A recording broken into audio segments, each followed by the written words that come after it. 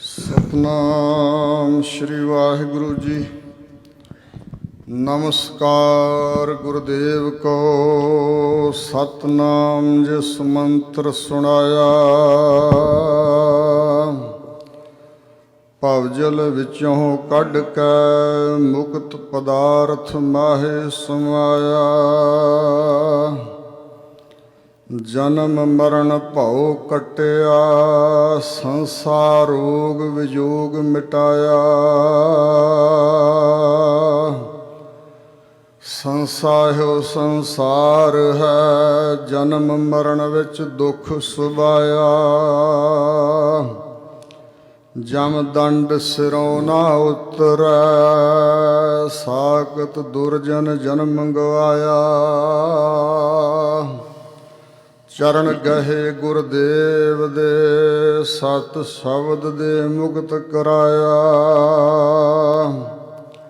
ਭਾਉ ਭਗਤ ਗੁਰਪੁਰਬ ਕਰ, ਨਾਮ ਦਾਨ ਇਸਨਾਨ ਦ੍ਰਿੜਾਇਆ। ਜਿਹਾ ਬੀਓ ਤੇਹਾ ਫਲ ਪਾਇਆ, ਮੂਹ ਕੋ ਧਾਰ ਕਿਰਪਾ ਜਗ ਜੀਵਨ ਦਾਤੇ। ਹਰ ਸੰਤ ਪਗੀ ਲੈ ਪਾਵੈ, ਹਉ ਕਾਟੋਂ ਕਾਟ ਬਾੜ ਸਿਰ ਰਾਖੋ। ਜਿਤ ਨਾਨਕ ਸੰਤ ਚੜ੍ਹ ਆਵੈ, ਅੰਤਰਜਾਮੀ ਪੁਰਖ ਵਿਧਾਤੇ। ਸ਼ਰਧਾ ਮਨ ਕੀ ਪੂਰੇ, ਨਾਨਕ ਦਾਸ ਇਹ ਸੁਖ ਮੰਗੈ। ਮੋਹ ਕਉ ਕਰ ਸੰਤਨ ਕੀ ਧੂਰੇ। ਸ਼੍ਰੀ ਨਾਨਕ ਅੰਗਦ ਗੁਰੂ, ਅਮਰਦਾਸ ਪਦ ਬੰਦ। ਰਾਮਦਾਸ ਅਰਜਨ ਗੁਰੂ, ਬਰ ਸ਼੍ਰੀ ਹਰਿ ਗੋਬਿੰਦ। ਸ਼੍ਰੀ ਹਰਿ ਰਾਏ ਹਰਿ ਕ੍ਰਿਸ਼ਨ ਗੁਰ, ਤੇਗ ਬਹਾਦਰ ਚੰਦ। ਦਸਵੇਂ ਗੋਬਿੰਦ ਸਿੰਘ ਗੁਰ, ਨਮੋ ਚਰਨ ਅਰਬਿੰਦ। ਦੋਹਰਾ ਜਿਸ ਮਹਿ ਅੰਮ੍ਰਿਤ ਗਿਆਨ ਹੈ, ਮਾਣਿਕ ਭਗਤ ਬੈਰਾਗ। ਸ਼੍ਰੀ ਗੁਰੂ ਗ੍ਰੰਥ ਸਾਹਿਬ ਉਦਦ, ਬੰਦੋਂ ਕਰ ਅਨੁਰਾਗ। ਸ਼੍ਰੀ ਗੁਰ ਸ਼ਬਦ ਕਮਾਏ ਜਿਨ, ਜੀਤੇ ਪੰਜ ਵਿਕਾਰ। ਤਿਨ ਸੰਤਨ ਕਉ ਬੰਦਨਾ, ਸਿਰ ਚਰਨਨ ਪਰ ਧਾਰ। ਏਕ ਓੰਕਾਰ ਸਤਿਗੁਰੂ, ਤੇ ਪ੍ਰਸਾਦ ਸਚ ਹੋਇ। ਵਾਹਿਗੁਰੂ ਜੀ ਕੀ ਫਤਿਹ। ਬਿਘਨ ਵਿਨਾਸਨ ਸੋਇ। ਵਾਹਿਗੁਰੂ ਜੀ ਕੀ ਫਤਿਹ। ਬਿਘਨ ਵਿਨਾਸਨ ਸੋਇ। ਸਤਨਾਮ ਸ੍ਰੀ ਵਾਹਿਗੁਰੂ ਸਾਹਿਬ ਜੀ। ਦੋਹਰਾ ਕਿਤਵਤ ਬਿਦ ਤਨ ਚੰਡਕਾ, ਸ੍ਰੀ ਸਤਿਗੁਰ ਮਹਾਰਾਜ। ਸੁਪਤ ਜਥਾ ਸੁਖ ਨਿਖ ਨਿਸ ਬਿਖੈ, ਵੱਡੇ ਗਰੀਬ ਨਿਵਾਜ। ਕਿਤਵਤ ਬਿਦ ਤਨ ਚੰਡਕਾ। ਵਾਹਿਗੁਰੂ ਜੀ ਕਾ ਖਾਲਸਾ, ਵਾਹਿਗੁਰੂ ਜੀ ਕੀ ਫਤਿਹ। ਗਰੀਬ ਨਵਾਜ ਸਤਿਗੁਰੂ ਦਸਾਂ ਪਾਤਸ਼ਾਹੀਆਂ ਦੇ ਹਿਰਦਾ ਸਰੂਪ, ਚਬਰ ਤਖਤ ਛਤਰ ਦੇ ਮਾਲਕ, ਜੁਗੋ ਜੁਗ ਅਟਲ। ਧੰਨ ਗੁਰੂ ਗ੍ਰੰਥ ਸਾਹਿਬ ਜੀ ਦੀ ਪਰਮ ਪਵਿੱਤਰ ਹਜ਼ੂਰੀ ਅੰਦਰ ਸੁਭਾਇਮਾਨ ਗੁਰੂ ਕੀ ਸਾਜੀ ਨਵਾਜੀ, ਗੁਰੂ ਦਰੋਂ ਵਰਸਾਈ, ਪਰਮ ਸਨਮਾਨਯੋਗ ਗੁਰੂ ਕਾ ਰੂਪ ਖਾਲਸਾ ਸਾਧ ਸੰਗਤ ਜੀਓ। ਸਤਿਗੁਰੂ ਮਹਾਰਾਜ ਜੀ ਦੇ ਪਾਵਨ ਦਰਬਾਰ ਅੰਦਰ ਸ਼ਾਮ ਦੇ ਸਮੇਂ ਦਾ ਦੀਵਾਨ ਸਜਿਆ ਹੋਇਆ ਹੈ।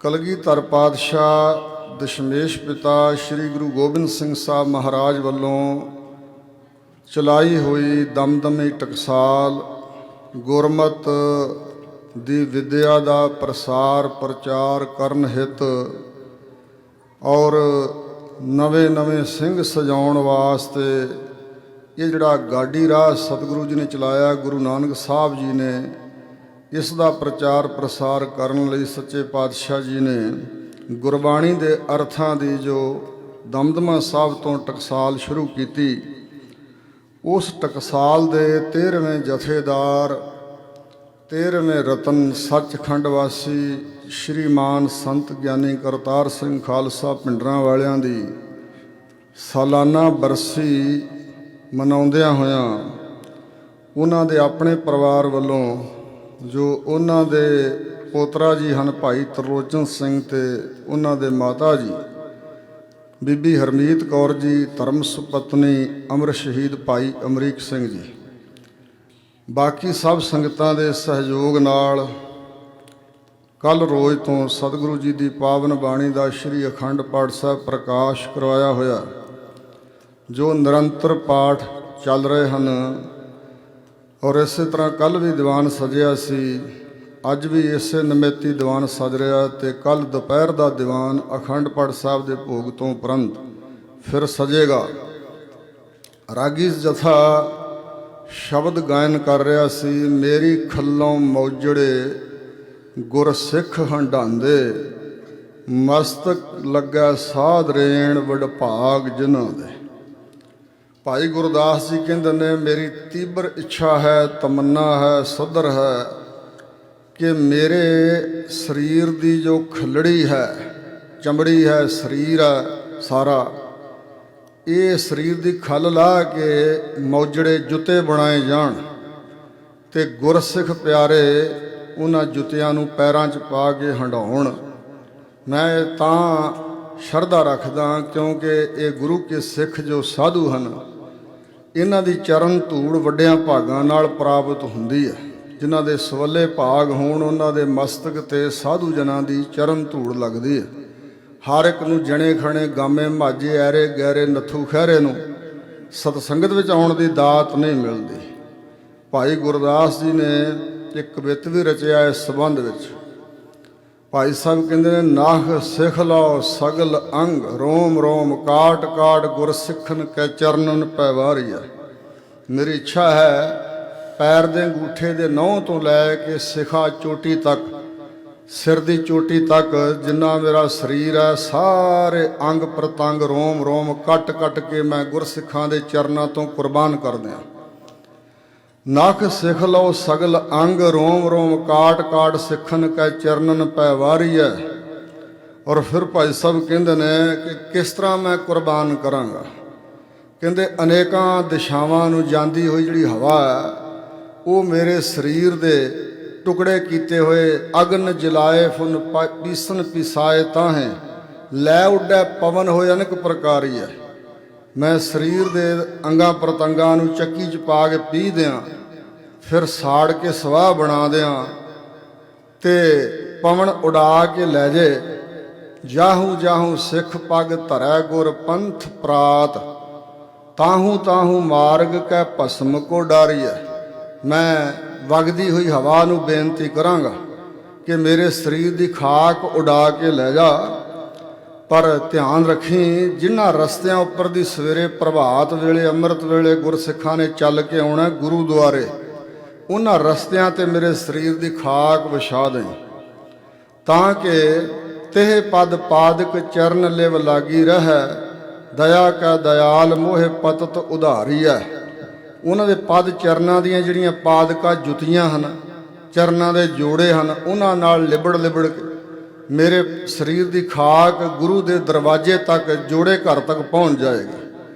ਤੇ ਫਿਰ ਮੈਂ ਬੇਨਤੀ ਕਰਨ ਜੋਗਾ ਹੋ ਜਾਵਾਂਗਾ ਕਿ ਸੱਚੇ ਪਾਤਸ਼ਾਹ ਤੇਰੇ ਦਰ ਤੇ ਮੇਰੀ ਖਾਕ ਤੇ ਪਹੁੰਚ ਗਈ। ਇਹਨਾਂ ਗੁਰਸਿੱਖਾਂ ਦੇ ਚਰਨਾਂ ਪਿੱਛੇ ਮੇਰਾ ਵੀ ਉਧਾਰ ਕਰ ਦਿਓ, ਭਾਵੇਂ ਮੈਂ ਪਤਤ ਹੀ ਹਾਂ। ਇੰਨੀ ਨਿਮਰਤਾ ਭਾਈ ਗੁਰਦਾਸ ਦੇ ਬੋਲਾਂ ਵਿੱਚ ਹੈ, ਕਿਉਂਕਿ ਸਤਿਗੁਰੂ ਦੀ ਬਾਣੀ ਵਿੱਚ ਬਹੁਤ ਭਾਰੀ ਨਿਮਰਤਾ ਹੈ। ਇਹ ਸਤਿਗੁਰੂ ਜੀ ਦੇ ਬਾਰੇ ਭਾਈ ਗੁਰਦਾਸ ਨੇ ਲਿਖਿਆ, ਬਾਬਾ ਪੈਦਾ ਸੱਚਖੰਡ ਨੌ ਨਿਧ ਨਾਮ ਗਰੀਬੀ ਪਾਈ। ਜਦੋਂ ਬਾਬਾ ਗੁਰੂ ਨਾਨਕ ਸਾਹਿਬ ਵਾਹਿਗੁਰੂ ਦੀ ਦਰਗਾਹ ਵਿੱਚ ਸੱਚਖੰਡ ਵਿੱਚ ਸਨਮਾਨੇ ਗਏ, ਉਹਨਾਂ ਨੂੰ ਪਹਿਰਾਵਿਆ ਗਿਆ, ਭਾਵ ਕਿ ਸਰੋਪਾ ਬਖਸ਼ਿਸ਼ ਕੀਤਾ ਗਿਆ, ਗੁਰੂ ਦਾ ਖਿਤਾਬ ਦਿੱਤਾ ਗਿਆ, ਤਾਂ ਉਹਨਾਂ ਨੇ 9 ਨਿੱਧਾਂ ਰੂਪੀ ਨਾਮ ਤੇ ਨਾਲ ਗਰੀਬੀ ਵੀ ਲਿਆਂਦੀ ਕਿ ਮਹਾਰਾਜ ਗਰੀਬੀ ਵੀ ਬਖਸ਼ੋ, ਹੰਕਾਰ ਨਹੀਂ ਚਾਹੀਦਾ, ਨਿਮਰਤਾ ਗਰੀਬੀ ਚਾਹੀਦੀ। ਗਰੀਬੀ ਦਾ ਅਰਥ ਹੈ ਨਿਮਰਤਾ। ਇਹ ਸਤਿਗੁਰੂ ਨਾਨਕ ਦੇਵ ਜੀ ਮਹਾਰਾਜ ਦੇ ਘਰ ਤੋਂ ਬਗੈਰ ਹੋਰ ਕਿਧਰੋਂ ਨਹੀਂ ਲੱਭਦੀ, ਜਿੰਨੀ ਸਤਿਗੁਰੂ ਦੇ ਘਰ ਵਿੱਚੋਂ ਨਿਮਰਤਾ ਗਰੀਬੀ ਲੱਭਦੀ। ਤੇ ਉਸੇ ਨਕਸ਼ੇ ਕਦਮਾਂ ਤੇ ਚੱਲਦਿਆਂ ਗੁਰਸਿੱਖ ਪਿਆਰਿਆਂ ਨੇ ਇਸ ਗਰੀਬੀ ਨੂੰ ਧਾਰਨ ਕਰਕੇ ਆਪਣੇ ਜਨਮ ਸਫਲੇ ਕੀਤੇ, ਜੀਵਨ ਸਫਲੇ ਕੀਤੇ। ਮੈਂ ਬੜਾ ਹੈਰਾਨ ਹੁੰਨਾ ਕਈ ਵਾਰੀ, ਹੈਨ ਸਾਡੀ ਕੌਮ ਦੇ ਪ੍ਰਚਾਰਕ ਅਖਵਾਉਣ ਵਾਲੇ, ਪਰ ਉਹਨਾਂ ਨੂੰ ਜਿਵੇਂ ਕੰਧ ਦੇ ਵਿੱਚ ਕੀੜੀ ਸੁਰਾਖ ਲੱਭਦੀ ਹੈ ਨਾ ਵਿੱਚ ਵੜਨ ਲਈ, ਇਸ ਤਰ੍ਹਾਂ ਦਾ ਸੁਭਾਅ ਨਾ ਧਾਰਿਆ, ਨਿੰਦਾ ਕਰਦੇ ਨੇ ਗੁਰਮੁਖ ਪਿਆਰਿਆਂ ਦੀ। ਜਿਨ੍ਹਾਂ ਆਪਣਾ ਸਾਰਾ ਜੀਵਨ ਹੀ ਸੇਵਾ 'ਚ ਲਾਤਾ, ਪੰਥ ਨੂੰ ਸਮਰਪਿਤ ਕਰਤਾ, ਉਹਨਾਂ ਦੀ ਵੀ ਨਿੰਦਾ ਕਰੀ ਜਾਂਦੇ। ਆ ਹੁਣੇ ਮੈਨੂੰ ਦੱਸਿਆ ਕਿ ਸਿੰਘ ਨੇ, ਉਹ ਪ੍ਰਚਾਰਕ ਕਹਿੰਦਾ ਸੀ ਕਿ ਆਹ ਵੇਖੋ ਸੰਤ ਕਰਤਾਰ ਸਿੰਘ ਜਿਨ੍ਹਾਂ ਨੂੰ ਕਹਿੰਦੇ, ਉਹ ਇੱਕ ਪੰਗਤੀ ਬੋਲ ਰਹੇ ਨੇ, ਸਿਰ ਜਾਵੇ ਤਾਂ ਜਾਵੇ ਮੇਰਾ ਸਿੱਖੀ ਸਦਕ ਨਾ ਜਾਵੇ। ਅਖੇ ਇਹ ਗੁਰਬਾਣੀ ਦੀ ਪੰਗਤੀ ਨਹੀਂ, ਇਹ ਧਾਰਨਾ ਆਪਣੇ ਕੋਲੋਂ ਕਿਉਂ ਬੁਲਾ ਰਹੇ ਨੇ। ਤੇ ਆਪ ਖੁਦ ਉਹਦੇ 3500 ਕਹਾਣੀਆਂ ਜਿਹੜੀਆਂ ਉਹਨੇ ਸੁਣਾਈਆਂ, ਉਹਨਾਂ ਦਾ ਨਾ ਕਿਤੇ ਇਤਿਹਾਸ ਵਿੱਚ ਜ਼ਿਕਰ ਹੈ, ਨਾ ਗੁਰੂ ਗ੍ਰੰਥ ਸਾਹਿਬ ਵਿੱਚ। ਚੰਗੀ ਸਿੱਖਿਆ ਭਾਵੇਂ ਦਿੱਤੀ, ਮੈਂ ਉਹ ਸਿੱਖਿਆ ਨੂੰ ਸਲਾਹਾਂਗਾ, ਪਰ ਜੇ ਤੇਰੇ ਤੇ ਕੋਈ ਪ੍ਰਸ਼ਨ ਕਰੇ ਵੀ ਇਹ ਗੁਰਬਾਣੀ ਜਾਂ ਇਤਿਹਾਸ ਵਿੱਚ ਤੇ ਪੰਕਤੀਆਂ ਨਹੀਂ ਜਿਹੜੀਆਂ ਸੁਣਾ ਰਹੇ, ਤੇ ਫਿਰ ਇਸ ਪ੍ਰਕਾਰ ਬਿਤੁਕੀਆਂ ਜੀਆਂ ਗੱਲਾਂ ਵੀ ਜਦੋਂ ਚੰਗਾ ਬਚਨ ਕੋਈ ਪ੍ਰਚਾਰ, ਜਿਹੜੀ ਹੁਣ ਕਥਾ ਕਰ ਰਹੇ ਹਾਂ ਅਸੀਂ, ਇਹ ਸਾਰਾ ਕੁਝ ਕੇਵਲ ਗੁਰਬਾਣੀ ਤਾਂ ਨਹੀਂ ਸੁਣਾ ਰਹੇ, ਇਤਿਹਾਸ ਵੀ ਆਪਣੇ ਕੋਲੋਂ ਉਦਾਹਰਨਾਂ, ਸਾਖੀਆਂ, ਕਈ ਤਰ੍ਹਾਂ ਦੇ ਪ੍ਰਮਾਣ, ਦ੍ਰਿਸ਼ਟਾਂਤ ਕਥਾ ਕਰਨ ਵਾਲਾ ਸੁਣਾਉਂਦਾ। ਤੇ ਜੇ ਕੋਈ ਗੁਰੂ ਗ੍ਰੰਥ ਸਾਹਿਬ ਮਹਾਰਾਜ ਦੀ ਬਾਣੀ ਦੇ ਆਧਾਰ ਤੇ ਗੁਰਬਾਣੀ ਦੇ ਅਰਥ ਮਾਨੋ ਕਰਦਿਆਂ ਹੋਇਆਂ ਚਾਹੇ ਵਾਜੇ ਨਾਲ ਵੀ ਕੋਈ ਗਾ ਦੇ, ਮੈਂ ਖਿਲਾਫ ਨਹੀਂ ਹਾਂ, ਕਿਉਂਕਿ ਬਚਨ ਚੰਗਾ ਸੁਣਾ ਰਿਹਾ, ਗੁਰੂ ਕੀ ਸਿੱਖਿਆ ਸੁਣਾ ਰਿਹਾ, ਕਿ ਭਾਵੇਂ ਉਹ ਧਾਰਨਾ ਬੁਲਾ ਰਿਹਾ, ਭਾਵੇਂ ਪ੍ਰਚਾਰ ਕਰ ਰਿਹਾ, ਜਿਸ ਤਰ੍ਹਾਂ ਵੀ ਕਿਸੇ ਦਾ ਭਲਾ ਹੋ ਜਾਏ। ਜਿਵੇਂ ਸੰਤ ਅਤਰ ਸਿੰਘ ਸਾਹਿਬ, ਉਹਨਾਂ ਨੇ ਵਿਚਾਰਿਆ ਵੀ ਮਾਲਵੇ ਦੇ ਲੋਕ ਜਿਹੜੇ ਕਈ ਤਰ੍ਹਾਂ ਦੇ ਗੀਤ ਗਾਉਂਦੇ ਨੇ ਰਾਤ ਦੇ ਸਮੇਂ, ਇਹਨਾਂ ਨੂੰ ਇੱਥੋਂ ਪੁੱਟ ਕੇ ਗੁਰੂ ਮਹਾਰਾਜ ਦੇ ਚਰਨਾਂ ਨਾਲ ਕਿਵੇਂ ਲਾਉਣਾ। ਤਾਂ ਜਿਹੜੇ ਉਹ ਰਾਤ ਨੂੰ ਸੱਦਾਂ ਗਾਉਂਦੇ ਸਨ, ਤਾਂ ਮਹਾਂਪੁਰਸ਼ਾਂ ਕਿਹਾ ਉਹ ਤੁਹਾਨੂੰ ਅਸੀਂ ਸੱਦ ਸੁਣਾਈਏ। ਉਹਨਾਂ ਲੋਕਾਂ ਨੂੰ ਇਕੱਠਿਆਂ ਕਰਕੇ ਗੁਰਬਾਣੀ ਦੇ ਅਰਥਾਂ ਦੀਆਂ ਧਾਰਨਾ ਬਣਾ ਬਣਾ ਕੇ ਲੱਖਾਂ ਨੂੰ ਅੰਮ੍ਰਿਤ ਛਕਾਤਾ।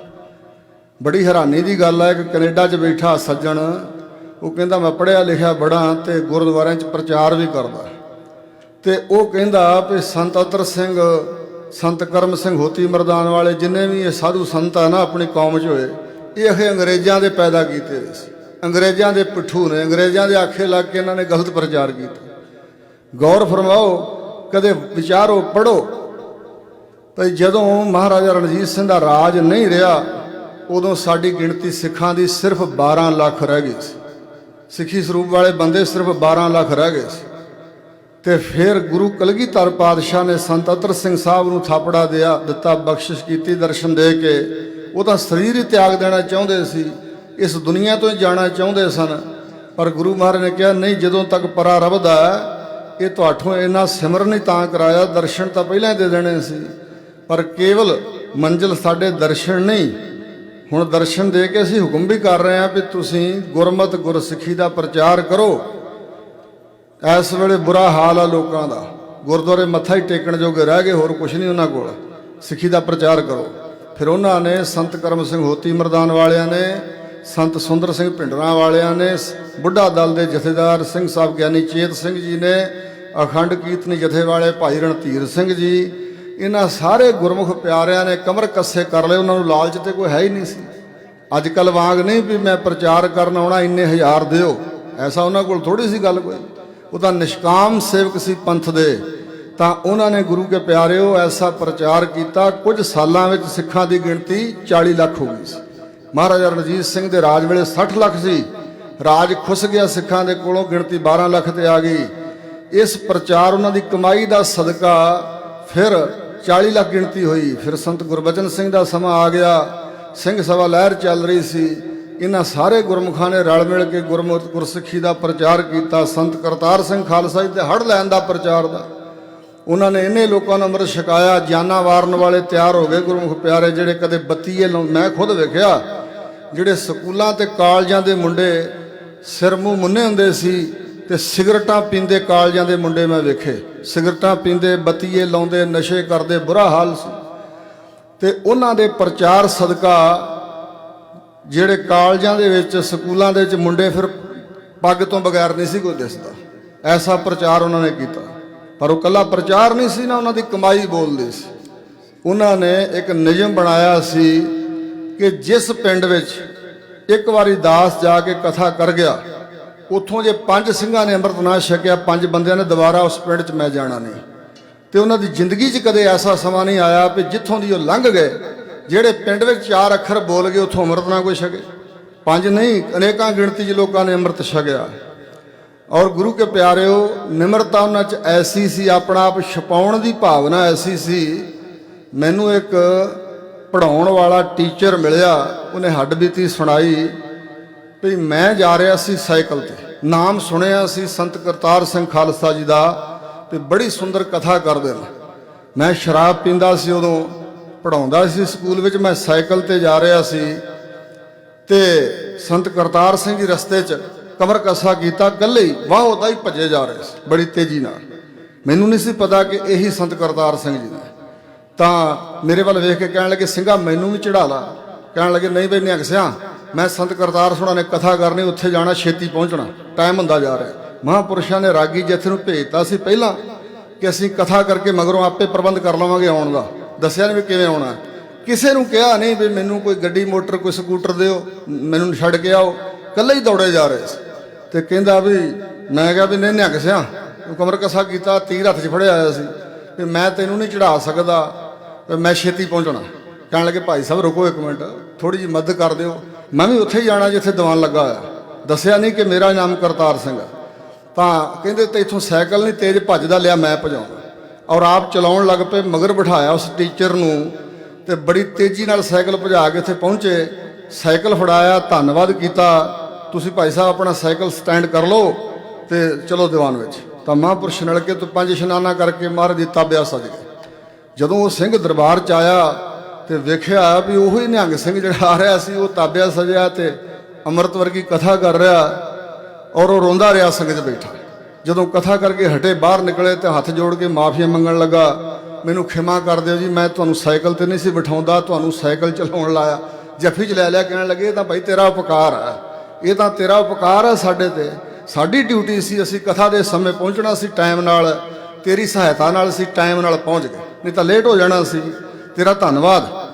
ਕਹਿੰਦਾ, ਮੈਂ ਬਾਰ-ਬਾਰ ਕਿਹਾ ਜੀ ਮੈਨੂੰ ਖਿਮਾ ਕਰ ਦਿੱਤਾ ਤੁਸੀਂ, ਫਿਰ ਜੱਫੀ 'ਚ ਲੈ ਲਿਆ। ਕਹਿਣ ਲੱਗੇ, ਸਾਰੀਆਂ ਗਲਤੀਆਂ ਮਾਫ ਹੋ ਜਾਣਗੀਆਂ, ਅੱਜ ਤੋਂ ਬਾਅਦ ਸ਼ਰਾਬ ਨਾ ਪੀਵੀਂ, ਅੰਮ੍ਰਿਤ ਛਕਣ ਲਈ ਤਿਆਰ ਹੋ ਜਾ, ਕੇਸ ਦਾੜੇ ਨਹੀਂ ਕਟਾਉਣਾ, ਸਾਰੀਆਂ ਗਲਤੀਆਂ ਖਿਮਾ ਹੋ ਜਾਣਗੀਆਂ। ਤਾਂ ਮੈਂ ਹੱਥ ਜੋੜ ਕੇ ਕਿਹਾ, 7 ਵਜਨ ਜੀ। ਉਸ ਦਿਨ ਤੋਂ ਲੈ ਕੇ ਅੰਮ੍ਰਿਤ ਛਕ ਲਿਆ, ਨਿਤਨੇਮੀ ਪ੍ਰੇਮੀ ਬਣ ਗਿਆ ਤੇ ਕਈ ਸਾਲਾਂ ਤੋਂ 5 ਪਿਆਰਿਆਂ ਦੀ ਸੇਵਾ 'ਚ ਉਹ ਸੇਵਾ ਨਿਭਾ ਰਿਹਾ ਸੀ ਸਿੰਘ ਜੀ ਨੇ ਮੈਨੂੰ ਇਹ ਬਚਨ ਸੁਣਾਇਆ। ਇਸੇ ਪ੍ਰਕਾਰ ਇੱਕ ਵਾਰੀ ਮਹਿਤਿਓਂ ਘੁਮਾਣ ਜਿਹੜਾ ਹੈ ਨਾ 12 ਕਿਲੋਮੀਟਰ ਹੈ, ਉੱਥੇ ਮਹਾਂਪੁਰਸ਼ਾਂ ਦਾ ਪ੍ਰੋਗਰਾਮ ਸੀ ਕੀਰਤਨ ਦਾ ਤੇ ਕਥਾ ਦਾ। ਰਾਗੀ ਭਾਈ ਅਮਰ ਸਿੰਘ ਜੀ ਨੰਗਲੀ ਵਾਲੇ ਹੁਣ ਵੀ ਹਨ, ਉਹ ਤੇ ਇਹ ਜਿਹੜੇ ਇੱਥੇ ਰਾਗੀ ਸਿੰਘ ਨੇ ਭਾਈ ਸੋਹਣ ਸਿੰਘ ਜੀ, ਔਰ ਇਹਨਾਂ ਦੀ ਇੱਕ ਅੱਖ ਨਹੀਂ ਹੈ। ਤਾਂ ਇੱਕ ਇਹ ਰਾਗੀ ਸੋਹਣ ਸਿੰਘ ਜੀ, ਇੱਕ ਭਾਈ ਅਮਰ ਸਿੰਘ ਜੀ ਤੇ ਇੱਕ ਸਿੰਘ ਸ਼ਾਇਦ ਹੋਰ ਸੀ। ਔਰ ਇਸ ਤਰ੍ਹਾਂ ਅਮਰ ਸਿੰਘ ਨੂੰ ਇੱਕ ਸਾਈਕਲ ਫੜਾਇਆ, ਕਾਬ ਫੜਿਆ, ਉਧਰੋਂ ਮਹਿਤੇ ਛੱਪੜ ਪੂਰਨ ਦੀ ਸੇਵਾ ਚੱਲ ਰਹੀ ਸੀ ਉਦੋਂ।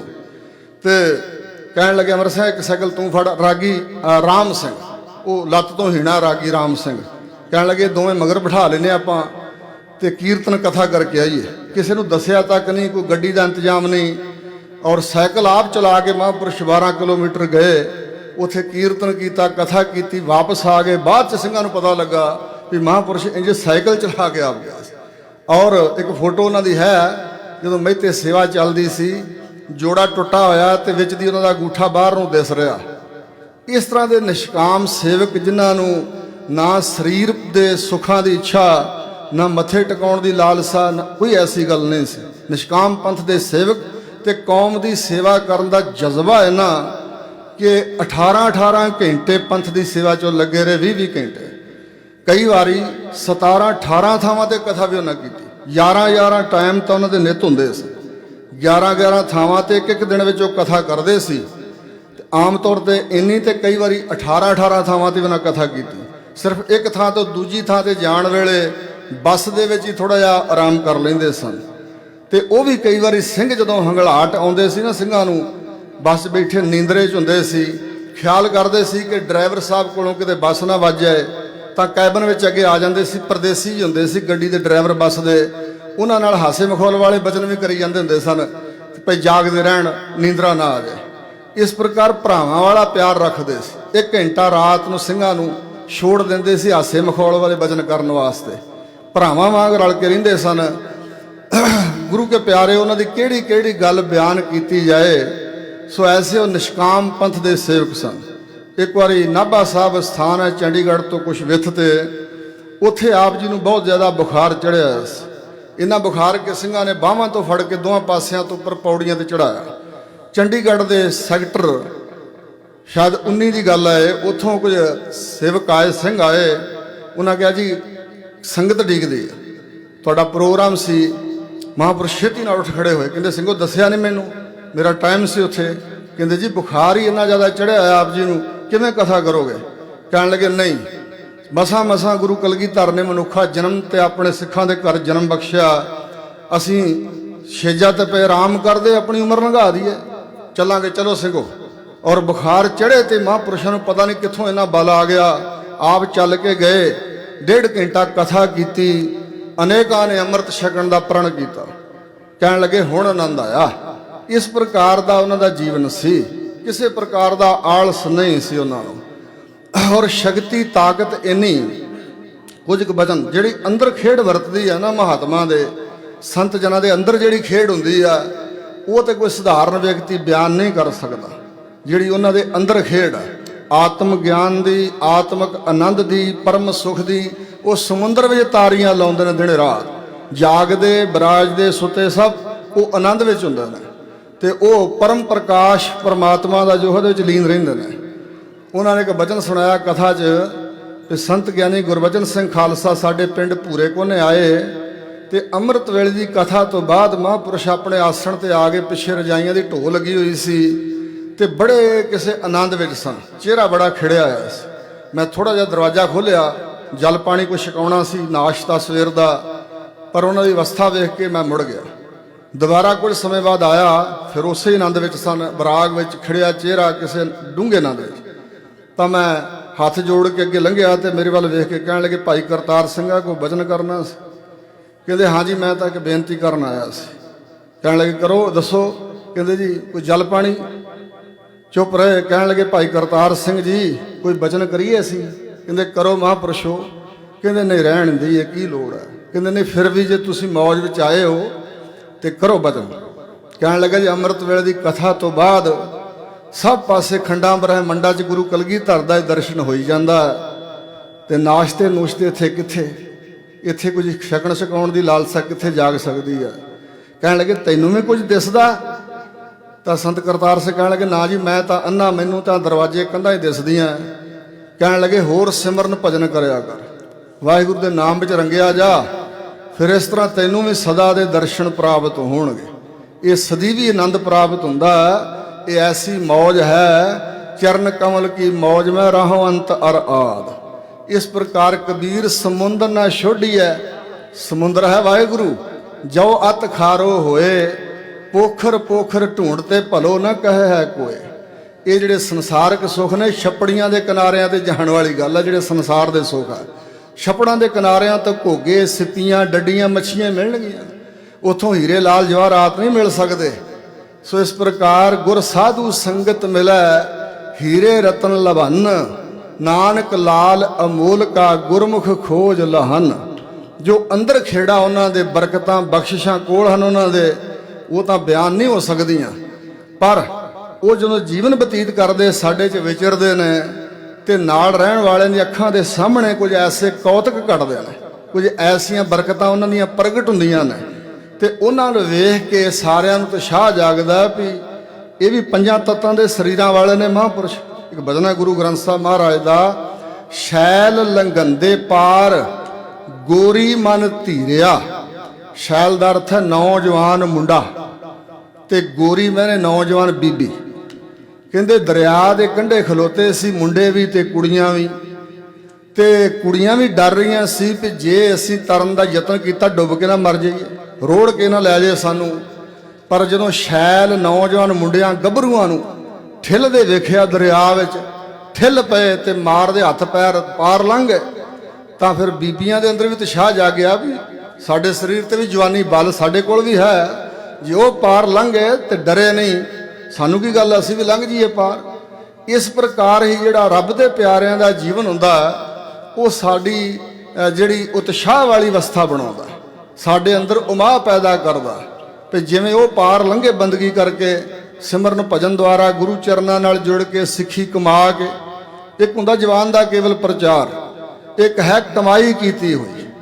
ਕਮਾਈ ਉਹਨਾਂ ਕੀਤੀ। ਇੱਕ ਭਜਨ ਮੈਨੂੰ ਯਾਦ ਆ ਗਿਆ, ਸੰਤ ਸੁੰਦਰ ਸਿੰਘ ਖਾਲਸਾ ਭਿੰਡਰਾਂ ਵਾਲੇ ਤਖਤੂਪੁਰਾ ਪਿੰਡ ਸੀ, ਉੱਥੋਂ ਕਥਾ ਕਰਕੇ ਗੁਰਦੁਆਰਿਓਂ ਬਾਹਰ ਆਏ, ਤੇ ਇੱਕ ਚਿੱਟੇ ਦਾੜੇ ਵਾਲਾ ਬਜ਼ੁਰਗ, ਔਰ ਉਹਦੇ ਭਰਵੱਟੇ ਵੀ ਚਿੱਟੇ ਸਨ, ਰੰਗ ਬੜਾ, ਚਿਹਰਾ ਲਾਲ ਸੀ, ਖਿੜਿਆ ਆਇਆ, ਤੇ ਉਹ ਮਹਾਂਪੁਰਸ਼ਾਂ ਨੂੰ ਮਿਲਿਆ। ਕਿਸੇ ਨੂੰ ਨਹੀਂ ਪਤਾ ਲੱਗਾ ਕਿੱਧਰੋਂ ਆਇਆ, ਤਾਂ ਉਹਨੇ ਮਹਾਂਪੁਰਸ਼ਾਂ ਨੂੰ ਫਤਿਹ ਗਜਾਈ, ਤੇ ਫਤਿਹ ਗਜਾ ਕੇ ਉਹਦੇ ਮੁਖ ਤੋਂ ਬਚਨ ਨਿਕਲਿਆ, ਵਾਹ ਭਾਈ ਸੁੰਦਰ ਸਿੰਘ ਜੀ, ਆਦ ਪੂਰਨ ਮੱਧ ਪੂਰਨ ਅੰਤ ਪੂਰਨ ਪਰਮੇਸ਼ਵਰ ਹੈ। ਇਹ ਸ਼ਬਦ ਦੀ ਕਥਾ ਕੀਤੀ ਸੀ ਮਹਾਂਪੁਰਸ਼ਾਂ ਨੇ। ਕਹਿਣ ਲੱਗੇ ਅੱਜ ਉਹੀ ਆਨੰਦ ਫਿਰ ਆਇਆ ਜਦੋਂ ਗੁਰੂ ਕਲਗੀਧਰ ਪਾਤਸ਼ਾਹ ਦੇ ਮੁਖਾਰਬਿੰਦ ਤੋਂ ਦਮਦਮਾ ਸਾਹਿਬ ਅਸੀਂ ਕਥਾ ਸੁਣਦੇ ਸੀ, ਤੇ ਤੁਹਾਡੇ ਤੇ ਦੂਰੀ ਬਖਸ਼ਿਸ਼ ਹੈ, ਨਾਲ ਤੁਸੀਂ ਬ੍ਰਹਮ ਗਿਆਨੀ ਹੋ, ਤੇ ਨਾਲੇ ਇਹ ਗੁਰਮਤ ਵਿਦਿਆ ਤੁਹਾਨੂੰ ਸਤਿਗੁਰੂ ਨੇ ਬਖਸ਼ੀ ਹੋਈ ਹੈ, ਤੁਹਾਨੂੰ ਟਕਸਾਲ ਨੂੰ, ਤੇ ਤੁਸੀਂ ਇਹ ਵੰਡ ਰਹੇ ਹੋ, ਬ੍ਰਹਮ ਗਿਆਨ ਵੀ ਤੁਹਾਡੇ ਅੰਦਰ ਹੈ ਤੇ ਵਿਦਿਆ ਵੀ ਕੋਲ ਹੈ, ਉਹਦੇ ਦੁਆਰਾ ਸਤਿਗੁਰੂ ਕਲਗੀਧਰ ਮਹਾਰਾਜ ਸੱਚੇ ਪਾਤਸ਼ਾਹ ਦੀ ਬਖਸ਼ਿਸ਼ ਅੱਗੇ ਵੰਡ ਰਹੇ ਹੋ। ਇਹ ਦੋਹਰੀ ਬਖਸ਼ਿਸ਼ ਤੁਹਾਡੇ ਪਾਸ ਹੀ ਹੈ। ਔਰ ਮਹਾਂਪੁਰਸ਼ਾਂ ਸਮਝ ਲਿਆ, ਤੇ ਸਿੰਘਾਂ ਨੂੰ ਕਹਿਣ ਲੱਗੇ ਚਲੋ ਸਿੰਘੋ ਪੋਥੀਆਂ ਪ੍ਰਕਾਸ਼ ਕਰੋ, ਅਸੀਂ ਬਾਬਾ ਜੀ ਨਾਲ ਕੋਈ ਬਚਨ ਕਰਨਾ। ਔਰ ਪਾਸੇ ਲੈ ਗਏ, ਕੁਝ ਸਮਾਂ ਬਚਨ ਵਿਲਾਸ ਕਰਦੇ ਰਹੇ। ਫਿਰ ਆਪਣੇ ਗੜਵਈ ਸਿੰਘ ਨੂੰ ਕਿਹਾ ਕਿ ਸਾਡਾ ਨਵਾਂ ਸੀਤਾ ਚੋਲਾ ਲਿਆਓ। ਸੰਤ ਸੁੰਦਰ ਸਿੰਘ ਚੋਲਾ ਲਿਆਂਦਾ, 5 ਰੁਪਈਏ ਉੱਪਰ ਰੱਖੇ, ਤੇ ਉਹ ਬਾਬਾ ਜੀ ਨੂੰ ਵਿਦਾ ਕਰਨ ਤੁਰ ਪਏ ਮਹਾਂਪੁਰਸ਼। ਜਦੋਂ ਵਿਦਾ ਕਰਕੇ ਮੁੜੇ ਤੇ ਉਹ ਸਿੰਘ ਅਲੋਪ ਹੋ ਗਿਆ। ਤਾਂ ਫਿਰ ਸਿੰਘਾਂ ਨੇ ਇਕੱਠਿਆਂ ਹੋ ਕੇ ਸਾਰਿਆਂ ਨੇ ਪੁੱਛਿਆ ਜੀ ਸਾਨੂੰ ਦੱਸ ਦਿਓ ਵੀ ਇਹ ਕੌਣ ਸਨ। ਅਸੀਂ ਪਹਿਲਾਂ ਹੈਰਾਨ ਹੋਏ ਸੀ ਜਦੋਂ ਉਹਨਾਂ ਬਚਨ ਕਿਹਾ ਭਈ ਗੁਰੂ ਕਲਗੀਧਰ ਦੀ ਰਸਨਾ ਤੋਂ ਇਸ ਸ਼ਬਦ ਦੀ ਕਥਾ ਅਸੀਂ ਸੁਣੀ ਸੀ ਦਮਦਮਾ ਸਾਹਿਬ, ਅੱਜ ਉਹੀ ਅੰਮ੍ਰਿਤ ਬਰਸਿਆ, ਫਿਰ ਉਹੀ ਆਨੰਦ ਆਇਆ। ਇਹ ਬਜ਼ੁਰਗ ਉਦੋਂ ਦੇ ਜਿਉਂਦੇ ਨੇ। ਤਾਂ ਮਹਾਂਪੁਰਸ਼ ਫਿਰ ਕਹਿਣ ਲੱਗੇ ਸਿੰਘੋ ਹਾਂ ਇਹ ਸਦਾ ਲਈ ਅਮਰ ਹੁੰਦੇ ਨੇ, ਇਹ ਨਹੀਂ ਮਰਦੇ। ਕਹਿੰਦੇ ਫਿਰ ਵੀ ਦੱਸੋ ਕੌਣ ਨੇ? ਕਹਿੰਦੇ ਭਾਈ ਹਰ ਸਿੰਘ ਜੀ ਦਸਮ ਪਾਤਸ਼ਾਹ ਦੇ ਡਾਇਰੀ ਨਵੀਸ, ਗੁਰੂ ਕਲਗੀਧਰ ਦੀ ਰੋਜ਼ ਦੀ ਡਾਇਰੀ ਲਿਖਣ ਵਾਲੇ ਭਾਈ ਹਰ ਸਿੰਘ ਜੀ ਹਨ। ਸੱਚਖੰਡ ਵਾਸੀ ਨੇ, ਸਾਨੂੰ ਦਰਸ਼ਨ ਦੇਣ ਲਈ ਆਏ ਸੀ। ਸੋ ਇਸ ਪ੍ਰਕਾਰ ਗੁਰੂ ਕੇ ਪਿਆਰਿਓ ਇਹੋ ਜਿਹੇ ਮਹਾਤਮਾ ਹੋਏ ਨੇ।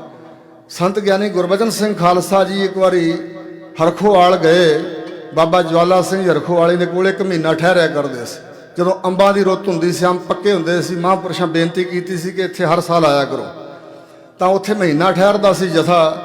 ਉੱਥੇ ਰਹਿੰਦਿਆਂ ਇੱਕ ਸਿੰਘ ਹੁੰਦਾ ਸੀ, ਉਹਦਾ ਪਿੰਡ ਸੀ ਜੋਗਾ, ਤੇ ਨਾਮ ਮੈਨੂੰ ਵਿਸਰ ਗਿਆ, ਉਹਨੂੰ ਜੋਗਾ ਜੋਗਾ ਹੀ ਪੰਥ ਆਪਣੇ ਜਥੇਬੰਦੀ 'ਚ ਕਿਹਾ ਜਾਂਦਾ ਸੀ।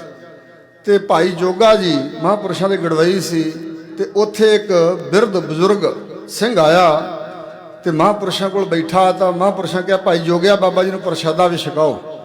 ਤਾਂ ਫਿਰ ਪ੍ਰਸ਼ਾਦਾ ਪਾਣੀ ਛਕਾਇਆ। ਫਿਰ ਜਿਸ ਵੇਲੇ ਉਹਨਾਂ ਨੂੰ ਵਿਦਾ ਕੀਤਾ ਤੇ ਉਹ ਵੀ ਇੰਜ ਅਲੋਪ ਹੋ ਗਏ। ਫਿਰ ਉਹ ਭਾਈ ਜੋਗੇ ਨੇ ਨਾਲ ਸਿੰਘਾਂ ਨੂੰ ਲਿਆ ਤੇ ਮਹਾਂਪੁਰਸ਼ਾਂ ਨੂੰ ਬੇਨਤੀ ਕੀਤੀ ਭਈ ਕੌਣ ਸੀ? ਕਹਿਣ ਲੱਗੇ ਵੀ ਸਿੰਘੋ ਖਬਰੇ ਪਰਮੇਸ਼ਰੀ ਹੋਵੇ, ਵਾਹਿਗੁਰੂ ਪਰਮਾਤਮਾ ਦੀਆਂ ਆਪਣੀਆਂ ਖੇਡਾਂ ਹਨ, ਇਹ ਉਹ ਆਪ ਹੀ ਜਾਣਦਾ।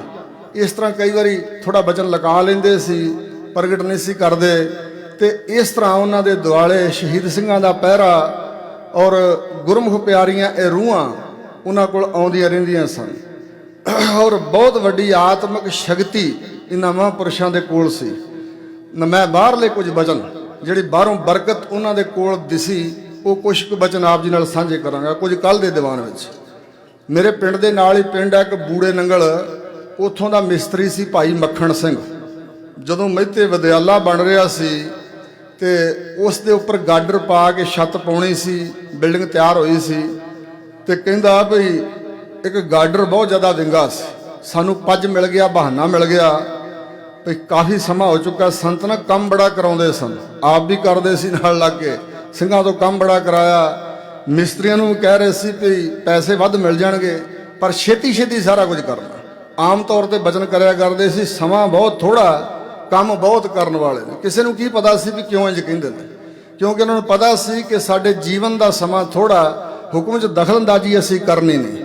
ਵੱਡੇ ਸੰਤਾਂ ਨੇ ਕਿਹਾ ਸੀ, ਭਾਈ ਕਰਤਾਰ ਸਿੰਘ ਜੀ ਸਮਾਂ ਥੋੜਾ ਹੀ ਆ, ਪਰ ਤੁਹਾਡੀ ਆਪਣੀ ਇੱਛਾ, ਵਧਾਉਣਾ ਚਾਹੋ ਤੇ ਵਧਾ ਸਕਦੇ ਹੋ। ਤਾਂ ਉਹਨਾਂ ਨੇ ਕਿਹਾ ਵੀ ਹੁਕਮ 'ਚ ਦਖਲਅੰਦਾਜ਼ੀ ਕਿਉਂ ਕਰਨੀ। ਪੌਣੇ 8 ਸਾਲ ਉਹਨਾਂ ਨੇ ਜਥੇਦਾਰ ਦੇ ਤੌਰ ਤੇ ਸੇਵਾ ਨਿਭਾਈ ਹੈ ਮਹਾਂਪੁਰਸ਼ਾਂ ਤੋਂ ਬਾਅਦ। ਔਰ ਉਹ ਕਿਹਾ ਕਰਦੇ ਸੀ ਕੰਮ ਜ਼ਿਆਦਾ ਤੇ ਸਮਾਂ ਥੋੜਾ। ਔਰ ਕਹਿੰਦੇ ਮਿਸਤਰੀ ਜੀ ਛੱਤ ਪਾ ਕੇ ਜਾਣ ਦੇਣਾ।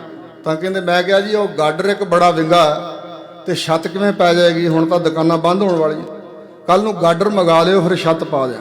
ਮਹਾਂਪੁਰਸ਼ ਸਿੰਘਾਂ ਨੂੰ ਗਤਕਾ ਖਿਡਾਉਂਦੇ ਆਏ ਸੀ, ਸੋਟੀ ਸੀ ਹੱਥ ਵਿੱਚ, ਕਮਰ ਕੱਸਾ ਕੀਤਾ ਆ।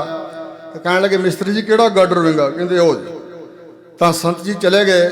ਜਦੋਂ ਮਿਸਤਰੀ ਆਪਣੇ ਧਿਆਨ ਇੱਟਾਂ ਲਾ ਰਹੇ ਸੀ, ਮਹਾਂਪੁਰਸ਼ਾਂ ਨੇ ਉਹ ਛੋਟੀ ਛਵਾਈ ਆਪਣੀ ਗਤਕੇ ਵਾਲੀ ਗਾਡਰ ਨੂੰ ਤੇ ਵਾਪਸ ਆ ਗਏ। ਕਹਿੰਦੇ ਮਿਸਤਰੀ ਜੀ ਮੈਂ ਵੇਖ ਕੇ ਆਇਆ, ਤੁਸੀਂ ਬਹਾਨੇ ਨਾ ਬਣਾਓ, ਗਾਡਰ ਸਾਰੇ ਸਿੱਧੇ ਨੇ। ਕਹਿੰਦੇ ਨਹੀਂ ਜੀ ਬਹੁਤ ਜ਼ਿਆਦਾ ਵਿੰਗਾ ਗਾਡਰ। ਕਹਿੰਦੇ ਵਿਖਾਓ ਕਿਹੜਾ। ਜਦੋਂ ਵੇਖਿਆ ਤੇ ਕਹਿੰਦਾ ਮੈਂ ਹੈਰਾਨ ਹੋ ਗਿਆ। ਮੈਂ ਕਿਹਾ ਜੀ ਪਹਿਲਾਂ ਤਾਂ ਵਿੰਗਾ ਹੀ ਸੀ, ਪਰ ਤੁਸੀਂ ਕੁਝ ਕਰਤਾ। ਕਹਿੰਦੇ ਮੈਂ ਵਿਧਾਨ ਮਾਰੇ, ਹਥੌੜੇ ਮਾਰੇ ਨੇ ਤੁਹਾਡੇ ਸਾਹਮਣੇ ਤੇ ਮੈਂ ਫਿਰ ਰਿਹਾ ਇੱਥੇ। ਕਹਿੰਦੇ ਮੈਨੂੰ ਨਹੀਂ ਪਤਾ ਕੀ ਕੀਤਾ, ਪਰ ਗਾਡਰ ਹੁਣ ਸਿੱਧਾ ਹੋਇਆ, ਪਹਿਲਾਂ ਸਿੱਧਾ ਨਹੀਂ ਸੀ। ਫਿਰ ਕਹਿੰਦੇ ਬਹਾਨੇ ਨਾ ਬਣਾਓ, ਛੱਤ ਪਾ ਕੇ ਜਾਣ ਦੇਣਾ। ਇਸੇ ਪ੍ਰਕਾਰ ਜਦੋਂ ਲੈਂਟਰ ਪੈਣਾ ਸੀ ਮਹਿਤੇ ਗੁਰਦੁਆਰਾ ਸਾਹਿਬ ਤੇ ਸੀਮਟ ਥੁੜ ਗਿਆ, ਸ਼ਾਮਾਂ ਦਾ ਵਕਤ ਸੀ, ਦੁਕਾਨਾਂ ਬੰਦ। ਮਿਸਤਰੀਆਂ ਨੇ ਕਿਹਾ ਕਿ ਪਤਾ ਕਰੋ ਸੀਮਟ ਕਿੰਨਾ। ਤਾਂ ਪਤਾ ਕੀਤਾ, ਕਹਿੰਦੇ ਜੀ 7 ਬੋਰੇ ਸੀਮਟ ਰਹਿ ਗਿਆ। ਉਧਰੋਂ ਲੈਂਟਰ ਪੈ ਰਿਹਾ ਸੀ, ਸੰਗਤਾਂ ਬੇਬਹਾਈਆਂ ਆਈਆਂ। ਤਾਂ ਕਹਿਣ ਲੱਗਾ ਜੀ ਜੇ ਇੰਨਾ ਕੁ ਥਾਂ ਰਹਿ ਗਿਆ ਤੇ ਇਹ ਤਰੇੜ ਰਹਿ ਜਾਏਗੀ, ਛੱਤ ਚੋਇਆ ਕਰੇਗੀ ਤੇ ਸੀਮਟ ਇਸ ਵੇਲੇ ਹੁਣ ਪ੍ਰਬੰਧ ਨਹੀਂ ਹੋ ਸਕਦਾ। ਮਹਾਂਪੁਰਸ਼ ਗਏ, ਜਿਸ ਕਮਰੇ 'ਚ ਸੀਮਟ ਸੀ ਉੱਥੇ ਭਾਈ ਸਵਰਨ ਸਿੰਘ, ਰਾਮ ਸਿੰਘ ਤੇ ਜਸਬੀਰ ਸਿੰਘ, 3 ਸਿੰਘ ਉਹ ਬੋਰੇ ਚਕਾ ਰਹੇ ਸੀ। ਸੰਤਾਂ ਨੇ ਬੱਤੀ ਬੰਦ ਕਰਤੀ, ਬੱਤੀ ਦਾ ਜਿਹੜਾ ਬਟਨ ਸੀ ਆਫ ਕਰਕੇ ਕਹਿਣ ਲੱਗੇ ਚਕਾਈ ਚੱਲੋ, ਰੌਲਾ ਨਹੀਂ ਪਾਉਣਾ, ਜਦੋਂ ਲੈਂਟਰ ਪੈ ਗਿਆ ਉਦੋਂ ਬੱਤੀ ਜਗਾਉਣੀ। ਔਰ ਇਸ ਪ੍ਰਕਾਰ ਉਹ ਚੁਕਾਈ ਗਏ। 250 ਬੋਰਾ ਸੀਮਟ ਦਾ ਉਹਨਾਂ ਗਿਣਿਆ ਜਿਹੜਾ ਲੈਂਟਰ ਤੇ ਪਿਆ। ਜਦੋਂ ਬੱਤੀ ਜਗਾਈ ਤੇ 7 ਬੋਰੇ ਉਹ ਸੀਮਟ ਪਿੱਛੇ ਖੜ ਪਿਆ ਸੀ, ਜਿਹੜੇ 7 ਬੋਰੇ ਪਹਿਲਾਂ ਸੀ ਉਹ ਪਿਆ ਸੀ। 250 ਬੋਰਾ ਲਵਾਤਾ। ਔਰ ਹੁਣ ਕੋਈ ਅੱਜ ਦਾ ਸਾਇੰਟੀਫਿਕ ਢੰਗ ਨਾਲ ਵਿਗਿਆਨੀ, ਕੋਈ ਦੂਜਾ ਤੀਜਾ, ਕਿ ਉਹ ਵਿਆਹ ਕਰਨੀ, ਕੋਈ ਇਧਰ ਉਧਰ ਦੀਆਂ ਗੱਲਾਂ ਮਾਰਨ ਵਾਲਾ ਕਹੇ ਵੀ ਨਹੀਂ ਇਹ ਹੋ ਨਹੀਂ ਸਕਦਾ, ਪਰ ਜਿਨ੍ਹਾਂ ਦੇ ਸਾਹਮਣੇ ਹੋਇਆ ਉਹ ਕਿਵੇਂ ਮੰਨਣ ਵੀ ਨਹੀਂ ਹੋ ਸਕਦਾ। ਇੱਥੇ ਇੱਕ ਸੱਜਣ ਇੱਕ ਵਾਰੀ ਆਇਆ, ਮੈਂ ਸੰਤ ਈਸ਼ਰ ਸਿੰਘ ਰਾੜੇ ਵਾਲਿਆਂ ਬਾਰੇ ਇੱਕ ਭਜਨ ਸੁਣਾਇਆ ਵੀ ਜਿਸ ਨੂੰ ਪ੍ਰੇਤ ਦੀ ਜੂਨ ਚੋਂ ਕੱਢ ਕੇ ਸਿੱਖ ਦੇ ਘਰ ਜਨਮ ਦਵਾਇਆ ਤੇ ਇੱਥੇ ਅਮਰੀਕਾ 'ਚ ਹੀ ਵਸਦਾ ਉਹ। ਕਹਿੰਦਾ ਮੈਂ ਨਹੀਂ ਨਾ ਮੰਨਦਾ। ਮੈਂ ਕਿਹਾ ਤੂੰ ਯਾਰ ਕਿਹੜਾ ਗੁਰੂ ਗੋਬਿੰਦ ਸਿੰਘ ਸਾਹਿਬ ਆ ਵੀ ਤੇਰੇ ਮਗਰ ਲੱਗ ਜੀ ਅਸੀਂ। ਤੂੰ ਨਹੀਂ ਮੰਨਣਾ ਨਾ ਮੰਨ। ਨਾਸਤਕ ਰੱਬ ਨੂੰ ਹੀ ਨਹੀਂ ਮੰਨਦੇ। ਨਾਸਤਕ ਬੰਦੇ ਪਰਮਾਤਮਾ ਦੀ ਹੋਂਦ ਨੂੰ ਨਹੀਂ ਮੰਨਦੇ, ਉਹਨਾਂ ਦਾ ਵੀ ਕੋਈ ਇਲਾਜ ਨਹੀਂ। ਤੇ ਇਸ ਤਰ੍ਹਾਂ ਦੇ ਸੁਭਾਅ ਵਾਲਿਆਂ ਦਾ ਕੋਈ ਇਲਾਜ ਨਹੀਂ ਜਿਨ੍ਹਾਂ ਨੂੰ ਪ੍ਰਤੱਖ ਪ੍ਰਮਾਣ ਦੇ ਦਈਏ, ਪ੍ਰਤੱਖ ਸਬੂਤ ਵੀ। ਤੇ ਪਰਮਾਤਮਾ ਬਾਰੇ ਤੇ ਪ੍ਰਤੱਖ ਸਬੂਤ ਹੀ ਹੈ ਨਹੀਂ, ਉਹਨੂੰ ਕਿਉਂ ਮੰਨੀ ਜਾ ਰਹੀ ਹੈ ਦੁਨੀਆ। ਇਹਨਾਂ ਸਾਧੂਆਂ ਦੀ ਕਮਾਈ ਦੀ ਬਰਕਤ ਕਰਕੇ ਹੀ ਆਸਤਕਤਾ ਦੁਨੀਆ 'ਚ ਫੈਲਦੀ ਹੈ। ਤੇ ਵੇਖੋ ਜੀ ਇਹ ਕੋਈ ਸਾਇੰਟੀਫਿਕ ਢੰਗ ਨਾਲ ਨਹੀਂ ਇੰਜ ਕੀਤਾ, ਇਸ ਤਰ੍ਹਾਂ ਨਹੀਂ। ਇਹਨਾਂ ਕੋਲ ਬਰਕਤ ਕਿਵੇਂ ਹੈ? ਜਾਂ ਸਾਧੂਆਂ ਕੋਲ ਅੰਤਰਜਾਮਤਾ ਜਿਹੜੀ ਹੁੰਦੀ ਹੈ, ਜਾਂ ਉਹਨਾਂ ਦੇ ਬੋਲਾਂ 'ਚ ਦਮ। ਸੰਤ ਕਰਤਾਰ ਸਿੰਘ ਜੀ ਆਪਣੇ ਨਗਰ ਭੂਰੇ ਕੋਨੇ ਤੋਂ ਮਹਿਤੇ ਨੂੰ ਵਾਪਸ ਚੱਲ ਪਏ। ਰਸਤੇ 'ਚ ਉਹਨਾਂ ਦੀ ਬੱਸ ਦੇ ਅੱਗੇ ਇੱਕ ਬੰਦਾ ਆ ਖੜਾ ਹੋਇਆ ਜੀ, ਤੇ ਡਰਾਈਵਰ ਨੇ ਬ੍ਰੇਕਾਂ ਮਾਰਨੀਆਂ ਸੀ, ਰੋਕ ਲਈ ਬੱਸ। ਉਹ ਵਿੱਚ ਚੜ੍ਹਿਆ ਬੱਸ ਦੇ, ਕਹਿਣ ਲੱਗਾ ਜੀ ਮੈਂ ਥੋੜੀ ਬਹੁਤੀ ਸੇਵਾ ਕਰਨੀ ਚਾਹੁੰਦਾ। ਉਹਨੂੰ ਪਤਾ ਸੀ ਕਿ ਬਹੁਤ ਕਮਾਈ ਵਾਲੇ ਸੰਤ ਨੇ। ਮਹਾਂਪੁਰਸ਼ ਕਹਿੰਦੇ ਬਈ ਸਾਡੇ ਕੋਲ ਸਮਾਂ ਬੜਾ ਥੋੜਾ। ਕਹਿਣ ਲੱਗਾ ਭਾਵੇਂ 2 ਘੁੱਟ ਦੁੱਧ ਹੀ ਛਕੋ। ਸੰਤਾਂ ਨੇ 4-5 ਸਿੰਘ ਨਾਲ ਲੈ ਲਏ। ਕਹਿੰਦੇ ਸਾਰੇ ਤਾਂ ਨਹੀਂ ਬਈ, ਛੇਤੀ ਥੋੜਾ ਗਰਮ ਕਰ ਅਸੀਂ ਛਕ ਲੈਂਦੇ ਹਾਂ। ਉਹਦੀ ਭਾਵਨਾ ਪੂਰੀ ਕੀਤੀ। ਸਿੰਘ ਜਲ ਛਕ ਰਹੇ ਸੀ ਸਮੁੰਦਰ, ਤੇ ਆਪ ਜੀ ਨੇ ਅੱਧਾ ਗਲਾਸ ਛਕਿਆ ਸੀ। ਤਾਂ ਮਹਾਂਪੁਰਸ਼ ਕਹਿਣ ਲੱਗੇ ਦੱਸ ਚਾਹੀਦਾ ਕੀ ਹੈ? ਤੇ ਤੂੰ ਸਾਡੀ ਬੱਸ ਰੋਕੀ ਆ ਤੇ ਸਾਨੂੰ ਦੁੱਧ ਛਕਾਇਆ, ਕੋਈ ਇੱਛਾ ਤਾਂ ਤੇਰੇ ਮਨ 'ਚ ਹੈ ਨਾ, ਦੱਸ ਕੀ ਚਾਹੀਦਾ? ਉਹਦੀ ਭੁੱਬ ਨਿਕਲੀ, ਭੁੱਬ ਮਾਰ ਕੇ ਰੋਇਆ। ਕਹਿਣ ਲੱਗਾ ਮੇਰੇ 2 ਪੁੱਤ ਸੀ, ਤੇ ਉਹ ਜਿੱਧਰੋਂ ਖਾਨਾ 'ਚੋਂ ਨਿਕਲਦਾ ਨਾ ਕੋਲਾ ਲੋਹਾ ਕਾਲੀ ਮਿੱਟੀ ਜਿਹਨੂੰ ਕਹਿੰਦੇ ਗੁਜਰਾਤ ਵੱਲ, ਉੱਥੋਂ ਢਿੱਗ ਡਿੱਗੀ ਸੀ ਤੇ ਮੇਰੇ ਦੋਵੇਂ ਪੁੱਤ ਚੜਾਈ ਕਰ ਗਏ, ਢਿੱਗ ਥੱਲੇ ਆ ਗਏ। ਮਹਾਂਪੁਰਸ਼ਾਂ ਨੂੰ ਦਇਆ ਆਈ, ਕਹਿੰਦੇ ਆਹ ਲੈ ਛਕ, ਜਿੰਨੇ ਚਾਹੀਦੇ ਉਹਨੇ ਮਿਲ ਜਾਣਗੇ। 4 ਪੁੱਤ ਹੋਏ ਉਹਦੇ ਘਰ। ਇਹ ਬਰਕਤ ਜਿੰਨੇ ਵੇਖੀ ਆ ਰੱਬ ਦੇ ਪਿਆਰਿਆਂ ਦੀ, ਉਹ ਕਿਵੇਂ ਕਹੇ ਵੀ ਰੱਬ ਦਾ ਸੰਤ ਨਹੀਂ ਕੋਈ ਹੁੰਦਾ? ਉਹ ਕਿਵੇਂ ਕਹੇ ਵੀ ਪਰਮਾਤਮਾ ਹੈ ਨਹੀਂ? ਨਾਸਤਕ ਲੋਕ ਗੱਲਾਂ ਬਣਾਉਂਦੇ ਇੱਧਰ ਉੱਧਰ ਦੀਆਂ, ਸਾਇੰਟੀਫਿਕ ਅਜੇ ਇਹ ਗੱਲ ਕਹਿ ਰਹੇ ਨੇ ਵੀ ਕੋਈ ਅਦ੍ਰਿਸ਼ ਸ਼ਕਤੀ ਹੈ, ਪਰ ਸਾਨੂੰ ਨਹੀਂ ਪਤਾ। ਵਿਗਿਆਨੀ ਇਹ ਗੱਲ ਕਹਿੰਦੇ ਨੇ ਰੱਬ ਹੋਵੇਗਾ, ਪਰ ਅਸੀਂ ਨਹੀਂ ਲੱਭ ਸਕੇ, ਕਿਉਂਕਿ ਵਿਗਿਆਨ ਨੇ ਪਦਾਰਥ ਨੂੰ ਖੋਜਿਆ, ਪਦਾਰਥ ਨੂੰ ਤੋੜ ਤੋੜ ਕੇ ਉਹਦੀ ਬਰੀਕੀ ਤੱਕ ਗਏ ਕਿ ਅਣੂ ਪਰਮਾਣੂ ਕੀ ਆ, ਕਿੱਥੋਂ ਕੋਈ ਪਦਾਰਥ ਚੀਜ਼ ਕਿਹੜੀ ਕਿੱਥੋਂ ਬਣੀ, ਔਰ ਇੱਥੋਂ ਤੱਕ ਖੋਜਦੇ ਖੋਜਦੇ ਚਲੇ ਗਏ ਵੀ ਅਰਬਾਂ ਖਰਬਾਂ ਸਾਲ ਧੁੰਦੂ ਕਰ ਰਿਹਾ, ਇੱਥੇ ਕੱਖ ਨਹੀਂ ਸੀ, ਅਰਬਾਂ ਖਰਬਾਂ ਸਾਲ। ਤੇ ਫਿਰ ਇੱਕ ਆਵਾਜ਼ ਪ੍ਰਗਟ ਹੋਈ, ਇਹ ਸਾਇੰਟੀਫਿਕ ਮੰਨ ਗਏ, ਸਾਇੰਸਦਾਨ ਮੰਨ ਗਏ, ਸਾਇੰਟਿਸਟ, ਭਈ ਇੱਕ ਧੁਨੀ ਪ੍ਰਗਟ ਹੋਈ ਸੀ। ਉੱਥੋਂ ਫਿਰ ਬਾਅਦ ਸਾਰਾ ਪਸਾਰਾ ਪਸਰਿਆ, ਪਰ ਧੁਨੀ ਕਿੱਥੋਂ ਪੈਦਾ ਹੋਈ, ਆਵਾਜ਼ ਕਿਹਨੇ ਦਿੱਤੀ, ਕੌਣ ਬੋਲਿਆ, ਇਹ ਸਾਨੂੰ ਨਹੀਂ ਪਤਾ। ਪਰਮਾਤਮਾ ਸਾਇੰਸ ਦੇ ਅੰਦਰ ਆ ਨਹੀਂ ਨਾ ਸਕਦਾ, ਵਿਗਿਆਨ ਦੀ ਪਕੜ ਵਿੱਚ ਪਰਮਾਤਮਾ ਨਹੀਂ ਆ ਸਕਦਾ। ਖੈਰ, ਗੁਰੂ ਕੇ ਪਿਆਰਿਓ, ਸੰਤ ਕਰਤਾਰ ਸਿੰਘ ਖਾਲਸਾ ਜੀ ਇੱਕ ਕਾਦੀਆਂ ਪਿੰਡ ਦਾ ਸੀ ਨੌਜਵਾਨ, ਉਦੋਂ ਛੋਟੀ ਉਮਰ ਦਾ ਸੀ, ਤੇ ਉਹ ਬਿਮਾਰ ਬਹੁਤ ਪੈ ਗਿਆ। ਘਰ ਵਾਲੇ ਮਹਿਤੇ ਆਉਂਦੇ ਜਾਂਦੇ ਸੀ, ਉਹਨਾਂ ਨੇ ਖਲੋ ਕੇ ਅਰਦਾਸ ਕੀਤੀ ਕਿ ਸੱਚੇ ਪਾਤਸ਼ਾਹ ਜੇ ਸਾਡਾ ਬੱਚਾ ਤੰਦਰੁਸਤ ਹੋ ਜਾਏ, ਜਿਉਂਦਾ ਰਹਿ ਜਾਏ, ਤਾਂ ਅਸੀਂ ਉੱਥੇ ਭੇਟਾ ਕਰਾਂਗੇ। ਉਹ ਚੜ੍ਹਾਈ ਕਰ ਗਿਆ ਸੀ।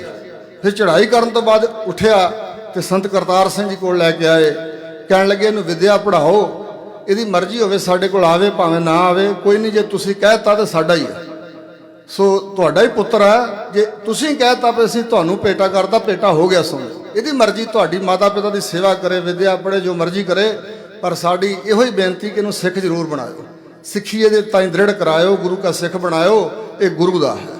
ਇਸ ਪ੍ਰਕਾਰ ਦੀਆਂ ਹੋਰ ਬੇਅੰਤ ਬਰਕਤਾਂ ਉਹਨਾਂ ਦੇ ਪਾਸ, ਤੇ ਨਿਡਰਤਾ ਐਸੀ, ਮਰਿਆਦਾ ਜੀਵਨ ਦੀ ਐਸੀ ਕਿ ਕਿਸੇ ਪ੍ਰਕਾਰ ਦਾ ਦੂਸ਼ਣ, ਵਿਕਾਰ, ਕੋਈ ਊਣਤਾਈ ਉਹਨਾਂ ਦੇ ਅੰਦਰ ਨਹੀਂ ਸੀ। ਬਚਪਨ ਵਿੱਚ ਆਪ ਜੀ 8 ਸਾਲ ਦੀ ਉਮਰ ਦੇ ਵਿੱਚ ਹੀ ਗੁਰੂ ਗ੍ਰੰਥ ਸਾਹਿਬ ਦੇ ਸ਼ੁੱਧ ਅਖੰਡ ਪਾਠੀ ਬਣ ਗਏ, ਤੇ 5 ਗ੍ਰੰਥੀ ਉਹਨਾਂ ਨੂੰ ਜ਼ਬਾਨੀ ਯਾਦ ਸੀ 8 ਸਾਲ ਦੀ ਉਮਰ ਵਿੱਚ। ਔਰ ਫਿਰ ਇਸੇ ਪ੍ਰਕਾਰ ਖੇਮਕਰਨ ਪੜ੍ਹੇ ਔਰ ਭਿੱਖੀਵਿੰਡ ਪੜ੍ਹੇ। ਉਹਨਾਂ ਦੇ ਭਰਾਤਾ ਭਾਈ ਦਦਾਰ ਸਿੰਘ ਜੀ, ਉਹ ਮੈਨੂੰ ਦੱਸਦੇ ਸੀ ਵੀ ਪਿਤਾ ਜੀ ਨੇ ਸਾਨੂੰ ਹਰਕੁਲੀਸ ਸਾਈਕਲ ਉਹਨਾਂ ਸਮੇਂ ਸੀ ਉਹ ਲੈ ਕੇ ਦਿੱਤਾ, ਤੇ ਮੇਰੇ ਨਾਲ ਉਹ ਪਿਛਲੇ ਜਨਮ ਦੀਆਂ ਗੱਲਾਂ ਵੀ ਕਈ ਕਰਿਆ ਕਰਦੇ ਸੀ। ਦੱਸਦੇ ਸੀ ਕਿ ਭਾਈ ਦਦਾਰ ਸਿੰਘ, ਮੈਂ ਪਿਛਲੇ ਜਨਮ 'ਚ ਗੁਰੂ ਦਾ ਸਿੰਘ ਸੀ, ਨਿਹੰਗ ਸਿੰਘ ਹੋਇਆ ਕਰਦਾ ਸੀ, ਔਰ ਇਸ ਪ੍ਰਕਾਰ ਨਾਂ ਨਹੀਂ ਸੀ ਦੱਸਦੇ ਹੁੰਦੇ। ਔਰ ਇਸ ਤਰ੍ਹਾਂ ਫਿਰ ਸੰਤ ਗੁਰਬਚਨ ਸਿੰਘ ਜੀ ਆਪ ਜੀ ਦੇ ਪਿੰਡ ਆਉਣਾ ਸ਼ੁਰੂ ਕੀਤਾ, ਤਾਂ ਉਸ ਵੇਲੇ ਪਿਤਾ ਜਥੇਦਾਰ ਝੰਡਾ ਸਿੰਘ ਕਹਿਣ ਲੱਗੇ ਭਈ ਦਦਾਰ ਸਿੰਘ ਪੜ੍ਹਾਈ ਚੱਗੇ ਆ, ਤੇ ਕਰਤਾਰ ਸਿੰਘ ਬਾਣੀ ਤਾਂ ਬੜੀ ਪੜ੍ਹਦਾ, ਪਰ ਪੜ੍ਹਾਈ ਵਿੱਚ ਕੁਝ ਪਿੱਛੇ, ਸੋ ਇਹ ਜ਼ਿਆਦਾ ਪੜ੍ਹਦਾ ਨਹੀਂ ਸਕੂਲ ਦੀ ਪੜ੍ਹਾਈ। ਮਹਾਂਪੁਰਸ਼ਾਂ ਜੱਫੀ 'ਚ ਲੈ ਲਿਆ, ਕਹਿੰਦੇ ਕਰਤਾਰ ਸਿੰਘ ਐਤਕਾਂ ਇੱਕੋ ਸਾਲ 'ਚ 2 ਜਮਾਤਾਂ ਪਾਸ ਕਰਨੀਆਂ, ਕਹਿੰਦੇ 7 ਵਜਨ, 9ਵੀਂ ਤੇ 10ਵੀਂ ਇੱਕੋ ਸਾਲ 'ਚ ਪਾਸ ਕੀਤੀ, 10ਵੀਂ ਦੇ ਪੇਪਰ ਦਿੱਤੇ ਤੇ ਚੰਗੇ ਨੰਬਰਾਂ 'ਚ ਪਾਸ ਹੋਏ। ਇਸੇ ਤਰ੍ਹਾਂ ਫਿਰ ਖਾਲਸਾ ਕਾਲਜ ਅੰਮ੍ਰਿਤਸਰ ਸਾਹਿਬ ਆਪ ਜੀ ਨੇ ਦਾਖਲਾ ਲਿਆ FA ਦੀ ਡਿਗਰੀ ਕਰਨ ਵਾਸਤੇ, ਤੇ ਉੱਥੇ ਪੜ੍ਹਦਿਆਂ ਹੋਇਆਂ ਹੋਸਟਲ 'ਚ ਰਹਿੰਦਿਆਂ ਜਦੋਂ ਘਰੋਂ ਮਾਤਾ ਪਿਤਾ ਜੀ ਭੇਜਦੇ ਸੀ ਕੋਈ ਛਕਣ ਵਾਸਤੇ ਪੰਜੀਰੀ, ਪਿੰਨੀਆਂ ਆਦਿਕ, ਤੇ ਨਾਲ ਦੇ ਵਿਦਿਆਰਥੀਆਂ ਨੂੰ ਪਤਾ ਸੀ ਕਿ ਇਹ ਝੂਠੀ ਚੀਜ਼ ਨਹੀਂ ਛਕਦੇ। ਕਈ ਵਾਰੀ ਜਾਣ ਕੇ ਕਹਿ ਦੇਣਾ ਵੀ ਤੇਰੀਆਂ ਪਿੰਨੀਆਂ ਨੂੰ ਝੂਠਾ ਹੱਥ ਲੱਗ ਗਿਆ, ਤਾਂ ਕੋਈ ਮੰਦਾ ਬਚਨ ਨਹੀਂ ਬੋਲਣਾ, ਕਹਿਣ ਲੱਗਾ ਇਹ ਹੁਣ ਤੁਸੀਂ ਛਕੋਗੇ। ਮਹਾਂਪੁਰਸ਼ ਕਹਿੰਦੇ ਹੁਣ ਤੁਸੀਂ ਛਕੋਗੇ, ਅਸੀਂ ਇਹ ਨਹੀਂ ਛਕਣੀ, ਕੋਈ ਗੱਲ ਨਹੀਂ, ਧੰਨਵਾਦ ਤੁਹਾਡਾ। ਸੋ ਇਸ ਪ੍ਰਕਾਰ ਪੈਦਲ ਚੱਲ ਕੇ ਜਾਣਾ ਹਰਿਮੰਦਰ ਸਾਹਿਬ, ਜਪਜੀ ਸਾਹਿਬ ਦੇ 25 ਪਾਠ ਕਰਨੇ ਜਾਂਦਿਆਂ, 5 ਗ੍ਰੰਥੀ ਦਾ ਨਿਤਨੇਮ ਪੈਦਲ ਆਉਂਦਿਆਂ ਕਰਨਾ, ਖਾਲਸਾ ਕਾਲਜ ਤੋਂ ਜਾਂਦਿਆਂ ਤੇ ਆਉਂਦਿਆਂ। ਬੇਅੰਤ ਗੁਰਮੰਤਰ ਦਾ ਮੂਲ ਮੰਤਰ ਦਾ ਅਭਿਆਸ ਆਪ ਜੀ ਨੇ ਕੀਤਾ। ਔਰ ਇਸ ਪ੍ਰਕਾਰ ਪ੍ਰੋਫੈਸਰ ਸਾਹਿਬ ਸਿੰਘ ਜੀ ਇੱਕ ਵਾਰੀ ਪੜ੍ਹਾ ਰਹੇ ਸੀ, ਕਿਉਂਕਿ ਉਹ ਧਾਰਮਿਕ ਟੀਚਰ ਸੀ, ਪ੍ਰੋਫੈਸਰ ਸਾਹਿਬ ਸਿੰਘ ਜੀ ਨੇ ਟੀਕਾ ਲਿਖਿਆ, ਉਹ ਪੜ੍ਹਾ ਰਹੇ ਸੀ, ਤੇ ਉਹਨਾਂ ਨੇ ਭਾਈ ਗੁਰਦਾਸ ਦੀਆਂ ਵਾਰਾਂ ਵਿੱਚ ਜਿਹੜਾ ਬਚਨ ਹੈ, ਟੰਗੋਂ ਪਕੜ ਘਸੀਟਿਆ ਫਿਰਿਆ ਮੱਕਾ ਕਲਾ ਦਿਖਾਰੀ, ਇਹ ਬਚਨ ਸਾਹਮਣੇ ਆਏ, ਤੇ ਪ੍ਰੋਫੈਸਰ ਸਾਹਿਬ ਕਹਿਣ ਲੱਗੇ ਵੀ ਮੱਕਾ ਨਹੀਂ ਫਿਰਿਆ, ਕਿਉਂਕਿ ਮੱਕਾ ਸ਼ਹਿਰ ਦਾ ਨਾਮ ਹੈ, ਜਿਹੜਾ ਮੁਸਲਮਾਨਾਂ ਦਾ ਧਰਮ ਕੇਂਦਰ ਸਥਾਨ ਹੈ, ਉਹ ਕਾਬਾ ਹੈ।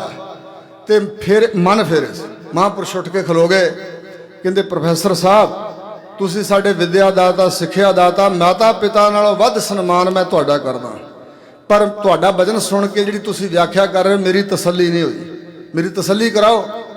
ਕਹਿੰਦੇ ਕਾਕਾ ਕੀ ਗੱਲ, ਕਿਵੇਂ ਨਹੀਂ ਤਸੱਲੀ ਹੋਈ? ਕਹਿੰਦੇ ਭਾਈ ਗੁਰਦਾਸ ਨੇ ਠੇਠ ਬੋਲੀ ਵਰਤੀ ਆ, ਟੰਗੋਂ ਲੱਤੋਂ ਫੜ ਕੇ ਘਸੀਟਿਆ ਧੂਇਆ ਗੁਰੂ ਨਾਨਕ ਸਾਹਿਬ ਨੂੰ ਤੇ ਫਿਰਿਆ ਮੱਕਾ ਕਲਾ ਦਿਖਾਰੀ। ਜੇ ਮਨ ਫੇਰੇ ਹੁੰਦੇ ਤੇ ਫਿਰ ਭਾਈ ਗੁਰਦਾਸ ਨੇ ਕਹਿਣਾ ਸੀ ਫੇਰੇ ਮਨ ਕਲਾ ਦਿਖਾਰੀ। ਤੇ ਇਹ ਲਿਖਿਆ ਬਚਨ ਮੱਕਾ ਫਿਰਿਆ, ਕਿਉਂਕਿ ਜੇ ਫੇਰੇ ਮਨ ਕਹਿੰਦੇ ਫਿਰ ਵੀ ਕਵਿਤਾ ਦੇ ਵਜਨ ਵਿੱਚ ਫਰਕ ਨਹੀਂ ਸੀ ਪੈਣਾ, ਸੋ ਕਵਿਤਾ ਵਿੱਚ ਪੂਰਨਤਾ ਹੀ ਨਹੀਂ ਸੀ ਆਉਣੀ। ਇਸ ਕਰਕੇ ਅਸੀਂ ਨਹੀਂ ਮੰਨਦੇ ਤੁਹਾਡਾ ਇਹ ਬਚਨ, ਮੇਰੀ ਤਸੱਲੀ ਕਰਾਓ। ਕਹਿੰਦੇ ਕਾਕਾ ਤੂੰ ਕਿਸੇ ਸਾਧ ਦਾ ਚੇਲਾ ਤਾਂ ਨਹੀਂ? ਕਹਿੰਦੇ ਨਹੀਂ, 10 ਸਤਿਗੁਰਾਂ ਦਾ ਸ੍ਰੀ ਗੁਰੂ ਗ੍ਰੰਥ ਸਾਹਿਬ ਦਾ ਮੈਂ ਚੇਲਾ। ਸਤਿ ਸ੍ਰੀ ਅਕਾਲ। ਕਹਿੰਦੇ ਨਾ ਮੈਂ ਚੇਲਾ ਹਾਂ ਤੇ ਨਾ ਕਦੇ ਕਿਸੇ ਦਾ ਬਣਾਂਗਾ, ਮੇਰੇ ਅੰਦਰ ਐਸਾ ਨਿਸ਼ਚਾ ਹੈ। ਪ੍ਰੋਫੈਸਰ ਸਾਹਿਬ ਸਾਨੂੰ ਗੱਲ ਨਹੀਂ ਸੀ ਆਈ, ਪੜ੍ਹਾਉਂਦੇ ਸਨ, ਫਿਰ ਉਹ ਚੁੱਪ ਕਰਕੇ ਬਹਿ ਗਏ। ਸੋ ਇਸ ਪ੍ਰਕਾਰ ਗੁਰੂ ਕੇ ਪਿਆਰਿਓ ਬੜੇ ਨਿਡਰ ਸਨ। ਧੰਨ ਗੁਰੂ ਤੇਗ ਬਹਾਦਰ ਸਾਹਿਬ ਮਹਾਰਾਜ ਦੇ 300 ਸਾਲਾ ਸ਼ਹੀਦੀ ਦਿਵਸ ਦੇ ਸੰਬੰਧ ਵਿੱਚ ਇੱਥੇ ਅੰਮ੍ਰਿਤਸਰ ਸਾਹਿਬ ਤੇਜਾ ਸਿੰਘ ਸਮੁੰਦਰੀ ਹਾਲ ਸਾਰੇ ਪੰਥ ਵੱਲੋਂ ਇੱਕ ਮੀਟਿੰਗ ਹੋਈ ਸੀ ਤੇ ਸਿਆਣੇ ਸਿਆਣੇ ਵਿਦਵਾਨਾਂ ਨੂੰ ਬੋਲਣ ਦਾ ਸਮਾਂ ਦਿੱਤਾ ਗਿਆ। ਤੇ ਪ੍ਰਿੰਸੀਪਲ ਸਤਬੀਰ ਸਿੰਘ ਜੀ, ਉਹਨਾਂ ਕਿਤਾਬ ਵਿੱਚ ਵੀ ਇਹ ਗੱਲ ਲਿਖੀ ਹੈ। ਉਹਨਾਂ ਕਿਹਾ ਕਿ ਭਾਈ ਜੈਤਾ ਜੀ ਨੂੰ ਇੰਨੀ ਵਡਿਆਈ ਕਿਉਂ ਮਿਲੀ, ਭਾਈ ਜੈਤਾ ਜੀ ਦੀ ਵੱਡੀ ਕੁਰਬਾਨੀ ਕਿਉਂ ਹੈ? ਕਹਿੰਦੇ ਦੱਸੋ ਸਤਿਕਾਰਯੋਗ ਜੀ, ਤੁਸੀਂ ਦੱਸੋ।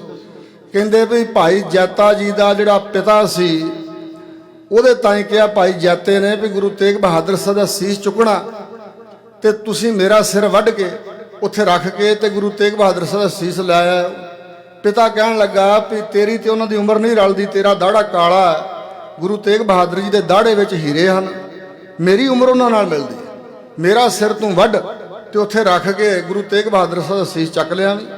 ਤੇ ਭਾਈ ਜੈਤਾ ਜੀ ਨੇ ਇੰਜ ਕੀਤਾ, ਤਾਂ ਉਹਨਾਂ ਦੀ ਵੱਡੀ ਵਡਿਆਈ ਵੱਡੀ ਕੁਰਬਾਨੀ ਹੈ, ਤਾਂ ਉਹ ਗੁਰੂ ਤੇਗ ਬਹਾਦਰ ਸਾਹਿਬ ਦਾ ਸੀਸ ਲਿਆਉਣ ਵਿੱਚ ਕਾਮਯਾਬ ਹੋਏ। ਤਾਂ ਫਿਰ ਮਹਾਂਪੁਰਸ਼ ਉੱਠ ਕੇ ਖੜੇ ਹੋਏ, ਕਹਿੰਦੇ ਸਤਿਕਾਰਯੋਗ ਪ੍ਰਿੰਸੀਪਲ ਸਾਹਿਬ, ਇਹ ਬਚਨ ਕਿਸ ਆਧਾਰ ਤੇ ਤੁਸੀਂ ਬੋਲ ਰਹੇ ਹੋ ਜਾਂ ਕਿਤਾਬ ਵਿੱਚ ਲਿਖਿਆ? ਕੋਈ ਪੁਰਾਤਨ ਸਮੇਂ ਦੀ ਅਗਵਾਈ, ਕਿਸੇ ਪੁਰਾਣੇ ਸਮੇਂ ਦੇ ਵਿਦਵਾਨ ਨੇ ਐਸਾ ਲਿਖਿਆ ਹੋਵੇ? ਕਹਿਣ ਲੱਗੇ ਮੈਂ ਭਾਈ ਜੈਤੇ ਦੇ ਪਿੰਡ ਗਿਆ, ਅੰਮ੍ਰਿਤਸਰ ਜ਼ਿਲ੍ਹੇ 'ਚ ਭਾਈ ਜੈਤੇ ਦਾ ਪਿੰਡ, ਬਾਅਦ 'ਚ ਦਿੱਲੀ ਰਹਿੰਦੇ ਜਾ ਕੇ। ਤਾਂ ਕਹਿੰਦੇ ਮੈਂ ਭਾਈ ਜੈਤੇ ਦੇ ਪਿੰਡ ਗਿਆ, ਉੱਥੇ ਇੱਕ ਬਜ਼ੁਰਗ ਮਿਲਿਆ, ਉਹਨੇ ਮੈਨੂੰ ਇਹ ਗੱਲ ਦੱਸੀ।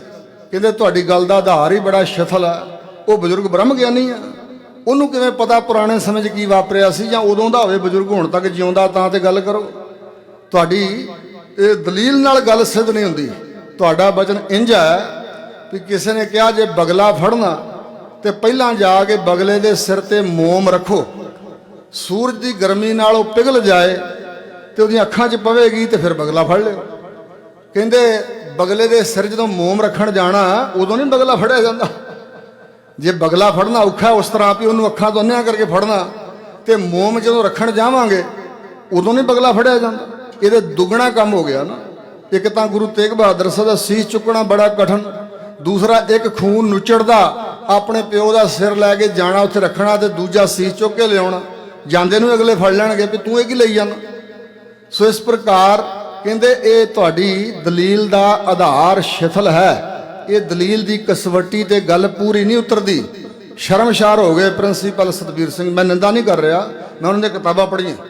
ਪ੍ਰਿੰਸੀਪਲ ਸਤਬੀਰ ਸਿੰਘ ਨੇ ਬੜੀਆਂ ਬੜੀਆਂ ਖੋਜ ਵਾਲੀਆਂ ਗੱਲਾਂ ਲਿਖੀਆਂ।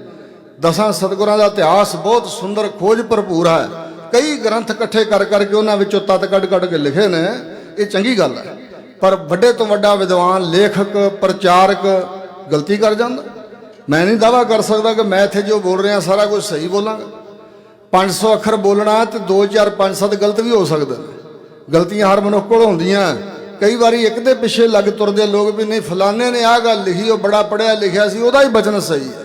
ਨਹੀਂ, ਇੱਕ ਡਾਕਟਰ ਹਰਜਿੰਦਰ ਸਿੰਘ ਦਲਗੀਰ ਆ, ਉਹ ਦਮਦਮੀ ਟਕਸਾਲ ਦੇ ਬੜਾ ਬਰਖਲਾਫ ਆ, ਤੇ ਆਪ ਉਹ ਸ਼ਿਵਲਿੰਗ ਦੀ ਪੂਜਾ ਕਰਦਾ, ਹਿੰਦੂ ਬੀਬੀ ਨਾਲ ਵਿਆਹ ਕਰਾਇਆ ਹੋਇਆ, ਤੇ ਸੂਰਜ ਨੂੰ ਪਾਣੀ ਝੱਟਦੇ ਦੀ ਵੀਡੀਓ ਆਪਣੀ ਕਰਤੂਤ ਇਹ ਆ, ਤੇ ਨਿੰਦਾ ਟਕਸਾਲ ਦੇ ਮਹਾਂਪੁਰਸ਼ਾਂ ਦੀ। ਸੋ ਇਸ ਪ੍ਰਕਾਰ ਗੁਰੂ ਕੇ ਪਿਆਰਿਓ, ਨਿੰਦਕ ਕੀ ਗਤ ਕਤਹੂ ਨਾਹੀ, ਖਸਮ ਐਵੈ ਭਾਣਾ। ਮਹਾਂਪੁਰਸ਼ ਅੰਤਰਜਾਮੀ ਏਡੇ ਸੀ, ਕੱਲੇ ਕੱਲੇ ਸਿੰਘ ਦੇ ਦਿਲ ਦੀ ਗੱਲ ਉਹ ਜਾਣਦੇ ਸੀ। ਚੱਕ ਰਾਜੂ ਸਿੰਘ ਪਿੰਡ ਹੈ, ਸੰਤ ਜਰਨੈਲ ਸਿੰਘ ਖਾਲਸਾ ਜੀ ਦੇ ਦੋਵੇਂ ਭਚੰਗੀ ਉਸ ਪਿੰਡ ਵਿਆਹੇ ਹੋਏ ਨੇ। ਚੱਕ ਰਾਜੂ ਸਿੰਘ ਉੱਥੇ ਮਹਾਂਪੁਰਸ਼ ਠਹਿਰੇ ਹੋਏ ਸੀ, ਤੇ ਹੁਸ਼ਿਆਰਪੁਰ ਜ਼ਿਲ੍ਹੇ 'ਚ ਅੰਬ ਬੜੇ ਹੁੰਦੇ ਨੇ। ਉਹ ਅੰਬ ਸੰਗਤਾਂ ਨੇ ਲਿਆਂਦੇ। ਮਹਾਂਪੁਰਸ਼ਾਂ ਦਾ ਆਸਣ ਉੱਪਰ ਚਵਾਰੇ ਦੇ ਉੱਤੇ ਸੀ, ਰੁੱਖ ਦੀ ਛਾਂ ਸੀ ਉੱਤੇ, ਉੱਥੇ ਮੰਜਾ ਸੀ, ਤੇ ਉਹਨਾਂ ਦੇ ਕੋਲ ਟੱਪ ਸੀ ਵੱਡਾ ਸਾਰਾ, ਜਿਹਦੇ 'ਚ ਪਾਣੀ ਤੇ ਬਰਫ਼ ਸੁੱਟ ਕੇ ਅੰਬ ਠਾਰੇ ਹੋਏ ਸਨ। ਤੇ ਪੰਗਤ ਵਿੱਚ ਪ੍ਰਸ਼ਾਦੇ ਤੋਂ ਬਾਅਦ ਅੰਬ ਰੋਜ਼ ਵਰਤਦੇ ਸੀ ਦੋਵੇਂ ਟਾਈਮ। ਤੇ ਸਿੰਘ ਸਾਹਿਬ ਗਿਆਨੀ ਜਸਵੰਤ ਸਿੰਘ ਤੇ ਭਾਈ ਰਾਮ ਸਿੰਘ ਦੋਵਾਂ ਨੇ ਸਲਾਹ ਕੀਤੀ ਵੀ ਹੁਣ ਇਸ ਵੇਲੇ ਸੰਤ ਜੀ ਉੱਠ ਕੇ ਬਾਹਰ ਨੂੰ ਘੁੰਮਣ ਜਾਂਦੇ ਨੇ, ਤੇ ਜਦੋਂ ਜਾਣਗੇ ਉਦੋਂ ਮੋٹے-ਮੋٹے ਅੰਬ ਚੁਣ ਕੇ ਟੱਪ ਵਿੱਚੋਂ ਆਪਾਂ ਛਕਾਂਗੇ। ਕਿਤੇ ਸਲਾਹ ਬਣਾ ਲਈ ਤੇ ਅਸੀਂ ਪੌੜੀ ਚੜ੍ਹਨ ਲੱਗ ਪਏ। ਜਦੋਂ ਉੱਪਰ ਚੜ੍ਹੇ ਤੇ ਵੇਖਿਆ ਵੀ ਸੰਤ ਜੀ ਤਾਂ ਮੰਜੇ ਤੇ ਜੇ ਬਰਾਜੇ ਹੋਏ ਨੇ। ਆ ਮਹਾਂਪੁਰਸ਼ ਵੇਖ ਕੇ ਹੱਸ ਪਏ, ਕਹਿੰਦੇ ਆ ਜਾਓ ਪਿਛਾ ਨਹੀਂ ਮੁੜਨਾ। ਕਹਿੰਦੇ ਅਸੀਂ ਆ ਗਏ ਤੇ ਇੱਕ ਸਿੰਘ ਨੂੰ ਕਹਿਣ ਲੱਗੇ ਭਈ ਇਹਨਾਂ ਦੋਵਾਂ ਸਿੰਘਾਂ ਨੂੰ ਇਸ ਟੱਪ ਵਿੱਚੋਂ ਚੰਗੇ ਮੋٹے-ਮੋٹے ਚੁਣ ਕੇ ਅੰਬ ਛਕਾਓ। ਤਾਂ ਕਹਿੰਦੇ ਅਸੀਂ ਕਿਹਾ ਜੀ ਨਹੀਂ, ਪੰਗਤ ਵਿੱਚ ਵਰਤਦੇ ਅਸੀਂ ਛਕ ਲਵਾਂਗੇ। ਕਹਿੰਦੇ ਨਹੀਂ, ਪੰਗਤ ਵਿੱਚ ਤੇ ਜਿਹੜਾ ਅੰਬ ਹੱਥ ਆ ਗਿਆ ਵਰਤਾਇਆ ਜਾਂਦਾ ਨਾ, ਆਪ ਚੰਗੀ ਤਰ੍ਹਾਂ ਮੋٹے-ਮੋٹے ਚੁਣ ਕੇ ਛਕਣ ਦਾ ਆਨੰਦ ਵੱਖਰਾ ਹੁੰਦਾ। ਫਿਰ ਅਸੀਂ ਖਿਮਾ ਮੰਗੀ ਕਿ ਮਹਾਂਪੁਰਸ਼ੋ ਖਿਮਾ ਕਰ ਦਿਓ। ਸੋ ਅਸੀਂ ਇਹ ਫੁਰਨਾ ਕੀਤਾ ਸੀ, ਤੁਹਾਥੋਂ ਚੋਰੀ ਕਰਨੀ ਚਾਹੁੰਦੇ ਸੀ, ਤੁਹਾਥੋਂ ਤੇ ਚੋਰੀ ਹੋ ਹੀ ਨਹੀਂ ਸਕਦੀ। ਪ੍ਰਿੰਸੀਪਲ ਹਰਭਜਨ ਸਿੰਘ ਜੀ ਬੈਂਸ, ਭਾਈ ਮਨਵੀਰ ਸਿੰਘ ਚਹੇੜੂ ਦੇ ਮਾਮਾ ਜੀ ਤੇ ਸਿਆਲਟ ਰਹਿੰਦੇ ਸੀ, ਹੁਣ ਸ਼ਾਇਦ ਚੜ੍ਹਾਈ ਕਰ ਗਏ। ਬੜੇ ਵੱਡੇ ਵਿਦਵਾਨ, ਉਰਦੂ ਫਾਰਸੀ ਦੇ, ਸੰਸਕ੍ਰਿਤ ਦੇ, ਹਿੰਦੀ ਦੇ, ਔਰ ਬੜੀਆਂ ਸੁੰਦਰ ਕਵਿਤਾਵਾਂ ਲਿਖਿਆ ਕਰਦੇ ਸੀ। ਮੈਂ ਮਿਲਿਆ ਉਹਨਾਂ ਨੂੰ ਕਈ ਵਾਰੀ। ਮੈਂ ਕਿਹਾ ਜੀ ਕੋਈ ਬਚਨ ਸੁਣਾਓ। ਉਹ ਕਹਿੰਦੇ ਜਦੋਂ ਮਹਾਂਪੁਰਸ਼ 37 ਨਗਰ ਕੀਰਤਨ ਕੱਢ ਰਹੇ ਸੀ ਨਾ, ਉਹਨਾਂ ਨਗਰ ਕੀਰਤਨਾਂ ਵਿੱਚੋਂ ਇੱਕ ਨਗਰ ਕੀਰਤਨ ਲੈ ਕੇ ਜਾ ਰਹੇ ਸੀ ਤੇ ਅਸੀਂ ਲੁਧਿਆਣੇ ਦੇ ਕਾਫੀ ਕਾਲਜਾਂ ਦੇ ਪ੍ਰੋਫੈਸਰ, ਪ੍ਰਿੰਸੀਪਲ ਕਾਫੀ ਜਣੇ ਖੜੇ ਵੇਖ ਰਹੇ ਸੀ ਨਗਰ ਕੀਰਤਨ। ਤੇ ਅਸੀਂ ਆਪਸ ਵਿੱਚ ਗੱਲ ਕੀਤੀ ਵੀ ਸਾਰੇ ਸਿੰਘ ਇੱਕੋ ਜਿਹੇ ਦਿਖਾਈ ਦਿੰਦੇ ਨੇ, ਇਹਨਾਂ ਵਿੱਚੋਂ ਸੰਤ ਕਰਤਾਰ ਸਿੰਘ ਖਾਲਸਾ ਜੀ ਕਿਹੜੇ ਨੇ? ਪਿੰਡਰਾਂ ਵਾਲੇ। ਔਰ ਸਾਰੇ ਸਿੰਘ ਇੱਕੋ ਜਿਹੇ ਨੇ। ਫਿਰ ਅਸੀਂ ਵੇਖਿਆ ਵੀ ਇੱਕ ਦੇ ਹੱਥ 'ਚ ਤੀਰ ਆ ਤੇ ਨਾਲ ਦੇ ਸਿੰਘ ਨੇ ਗੜਵਾ ਫੜਿਆ ਤੇ ਹੈ, ਪਰ ਸਾਰੇ ਇੱਕੋ ਜਿਹੇ ਹੀ, ਉਹ ਸ਼ਾਇਦ ਹੋਣਗੇ। ਅਜੇ ਇੰਨੀ ਗੱਲ ਕੀਤੀ ਤੇ ਮਹਾਂਪੁਰਸ਼ ਦੌੜ ਕੇ ਆਏ ਸਾਡੇ ਕੋਲ, ਸਾਨੂੰ ਸਾਰਿਆਂ ਨੂੰ ਹੱਥ ਜੋੜ ਕੇ ਫਤਿਹ ਗਜਾਈ।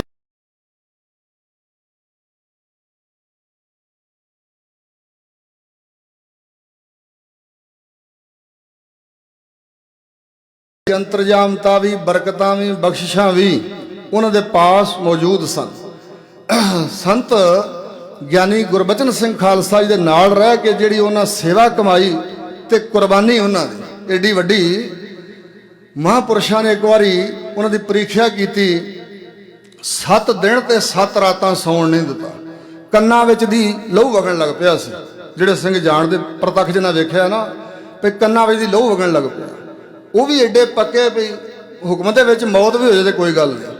7ਵੇਂ ਦਿਨ, ਫਿਰ 8ਵੇਂ ਦਿਨ ਹਰਮੰਦਰ ਸਾਹਿਬ ਗਏ ਸੰਤ ਜੀ ਤੇ ਕੱਪੜੇ ਲਾ ਕੇ ਫੜਾਏ ਸੀ। ਆਪ ਸਰੋਵਰ 'ਚ ਇਸ਼ਨਾਨ ਕਰ ਰਹੇ ਵੱਡੇ ਸੰਤ। ਆਪ ਜੀ ਨੂੰ ਨੀਂਦ ਦਾ ਹੰਗਲਾਹਟ ਆਇਆ ਤੇ ਆਪ ਜੀ ਸਰੋਵਰ ਵਿੱਚ ਡਿੱਗ ਪਏ।